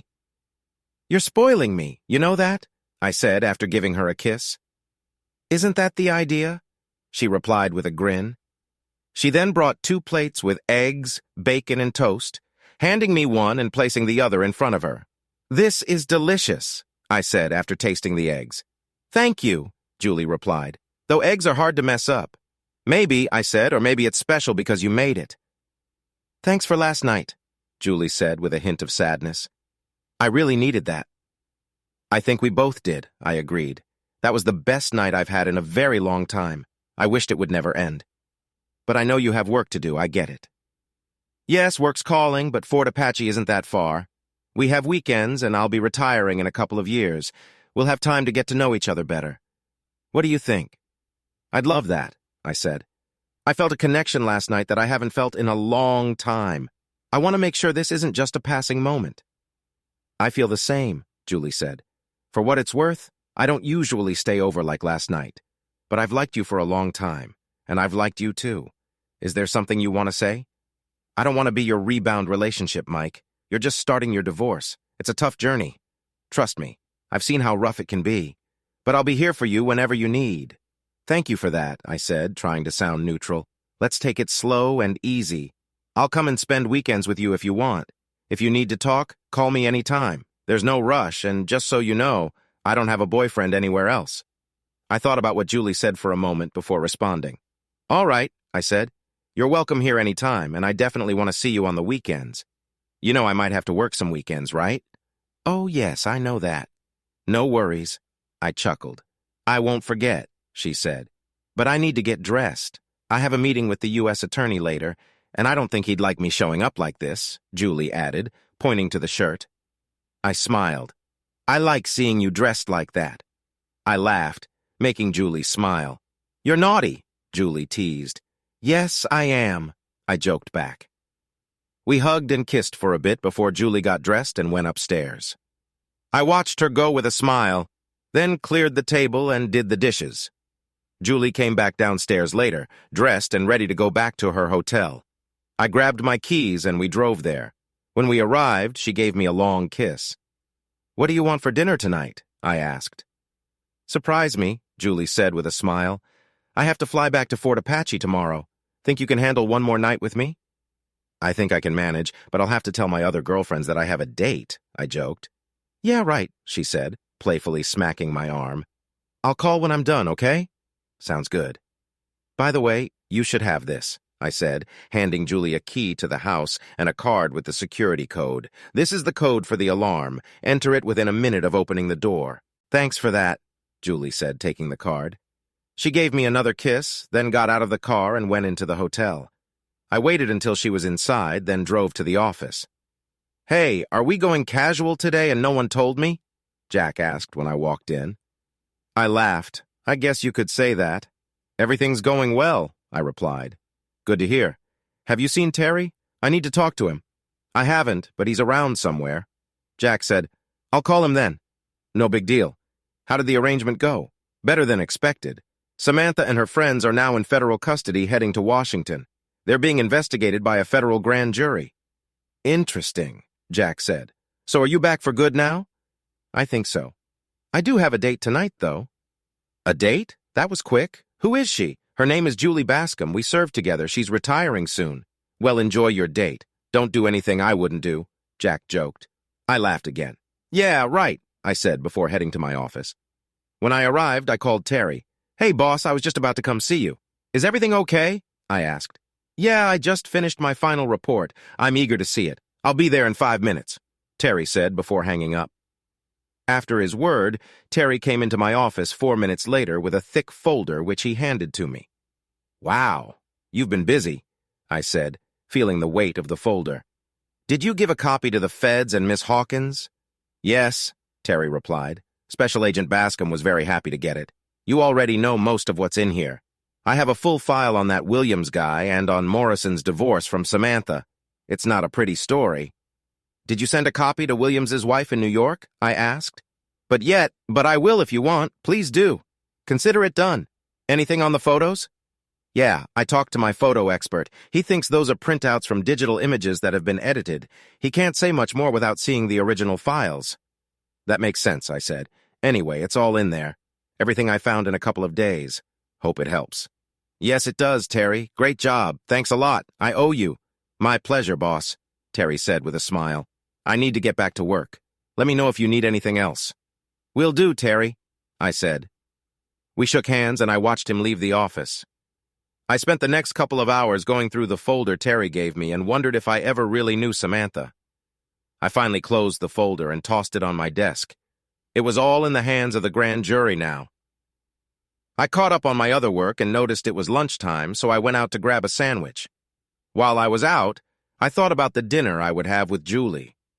I wanted to do something special for her. At first, I thought about taking her to the new steakhouse, but then I decided to grill a steak for her at home. After lunch, I returned to the office and checked in with Jack. Jack, do you mind if I head out early? I need to stop by the store on my way home. Sure, Mike, Jack said. We've got everything under control here. Thanks, Jack, I appreciate it. By the way, if I left and stopped at the store, I bought some thick steaks, potatoes, and all the sides. I also grabbed a bottle of wine, then headed home. My phone buzzed while I was preparing the meat, and I saw it was Julie. Hey, G-Man, she said when I answered. I hadn't heard that in a while, and I smiled. Hey yourself, I replied. How's your day going? Interesting, Julie said. I wanted to check what you had in mind for dinner. I'm grilling steaks with baked potatoes and green beans. How does that sound? Meat. Yes, Julie exclaimed. I'd love a home-grilled steak. Your wish is my command, I joked. Any news? Yeah, I'll tell you when I see you tonight. I look forward to it. I just need to go to the hotel to change, pack up, and check out. You still want me to spend the night, right? Julie asked. Of course. All right, see you soon. We said goodbye and ended the call. I got back to preparing the meal, a smile on my face as I listened to my favorite song. I finished the preparations when the doorbell rang. I opened the door to find Julie with a clothes bag and an overnight bag. I invited her in. You know you don't need to ring the doorbell. Mikasa is Sukasa. I appreciate that, Mike, Julie said as she entered. Oh, I smell that barbecue already. I haven't put the meat on yet. I was waiting for you. How do you like your steak? Rare, so rare that it almost moves. A woman after my own heart, I joked. Let me put this stuff upstairs and I'll be right out, Julie said. Need any help? I got it, but thanks for offering, Julie replied as she went upstairs. I went out and put the food on the grill and opened the wine. Julie came down, put an arm around my waist and kissed my cheek. That small act of kindness warmed my heart. With the food ready, I plated the steaks and potatoes. We went into the kitchen, added green beans, butter, and sour cream to the potatoes. This smells so good, Mike, Julie said. I hope you like it, I replied. It's been a while since I grilled anything. I'm sure I'll love it. It's been ages since anyone cooked for me. Next time I'll do the cooking, okay? You're on, I said. I watched her take the first bite of steak. She closed her eyes and savored the taste. This is amazing, Mike. Perfect. Thank you for saying so. We ate our meal, chatting about small things. After we finished, Julie insisted on doing the dishes, and I let her. Then we moved to the living room with a glass of wine. So, anything interesting happened today? I asked after we settled on the couch. Yes, actually. We looked at the evidence from Cartwright's house. She noticed my reaction. I figured they would search the place, but didn't know they had already done it. I probably should have told you. The FBI searched her place the day after the arrest. Found loads. Oh, to start off, they found the digital files Cartwright used to make the fake photos.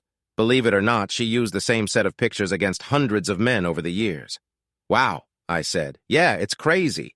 We also found all the accounts Cartwright had access to. All the money in those accounts is frozen for now. It's millions more than we thought. So she's been doing this scam for years, I said. Yes, with Samantha's help too. And like you guessed, Williams's thumb drive was full of child porn. We also found the same stuff on Cartwright's computer. She was using that along with the fake photos to blackmail her targets. And we found proof linking Cartwright and Williams to at least 3 murders that, on top of their plan against you, things like they'll be going to jail for a long, long time, I added. If Ron gets his way, all 3 will get the death penalty, Julie said. We just have to wait for the grand jury. This could take months or even a couple of years to sort out, judging by what I saw. What about all the men Cartwright scammed? I asked. That's a whole different mess, Julie said. There will probably be a review of every divorce case Cartwright worked on, and I'm sure there'll be a bunch of lawsuits. Your lawyer, Alice, is eager to start on that. I laughed at that. I'm sure she is. It's going to be a legal nightmare. I'd be surprised if Hempstead survives this, Julie said. So you have a lot of work ahead of you for the next couple of years then, I said. Julie nodded. Yeah, Ray put me in charge, so I'll be here or at Fort Apache. I might need to go to Washington sometimes. At least you don't need to worry about where to stay when you're here, I told her. Julie smiled and hugged me. No, I don't. I hope you don't get tired of having me around. I could never get tired of that, I told her. We sipped our wine and enjoyed our second night of bliss. My divorce went through smoothly as expected. Alice filed many lawsuits, and by the end, more than 600 men, including Alvin, got big checks. Alice lowered her fee by more than half, but still made enough to retire. Hempstead nearly collapsed due to the bad press and other reviews, but managed to survive. As Julie said, the federal investigation took 26 months. In the end, a federal grand jury charged Samantha, Allison, and Alan with several crimes, including first-degree murder. Ron, the U.S. attorney in charge, asked for the death penalty for all three. Julie spent those 26 months going back and forth between Fort Apache, Washington, D.C., and my house. She was nice having her around, and we grew closer until I asked her to marry me a few days before Samantha's sentencing. I thought you'd never ask, Julie said as I put the engagement ring on her finger. We celebrated together that night. Pop was happy for us, and even happier when Julie asked him to walk her down the aisle. Samantha got a chance to make a deal, a guilty plea for a life sentence. She agreed to Pop's relief. After the deal, she told everything she knew. As a result, Allison and Alan, who lost everything in his divorce, were convicted of all charges and sentenced to death. I saw Samantha twice after she was taken to Washington. The first time was during the trial when I was a witness. She sat with her head down as I answered questions. The second time was at the sentencing. Pop and Julie came with me. Samantha looked terrible the second time. Her hair, once full and shiny, was now messy with gray streaks. She looked like she had aged 20 years with many wrinkles on her face. She glared at me after her sentence was announced. "Happy now?" she asked angrily. "Actually, I've never been happier," I said, looking at Julie. A tear formed in Samantha's eye, then she looked down. I glanced at Allison, who looked just as worn out as Samantha. "I told you, I don't like to lose." Allison lowered her head, smiling. "I walked away to start a new chapter in my life." Hey, audience, if you liked this video and want to keep up with more thrilling stories, make sure to subscribe to Prince Cheating Tales and hit the notification bell. You don't want to miss out on our upcoming adventures. Thanks for watching, and we'll see you in the next wonderful story.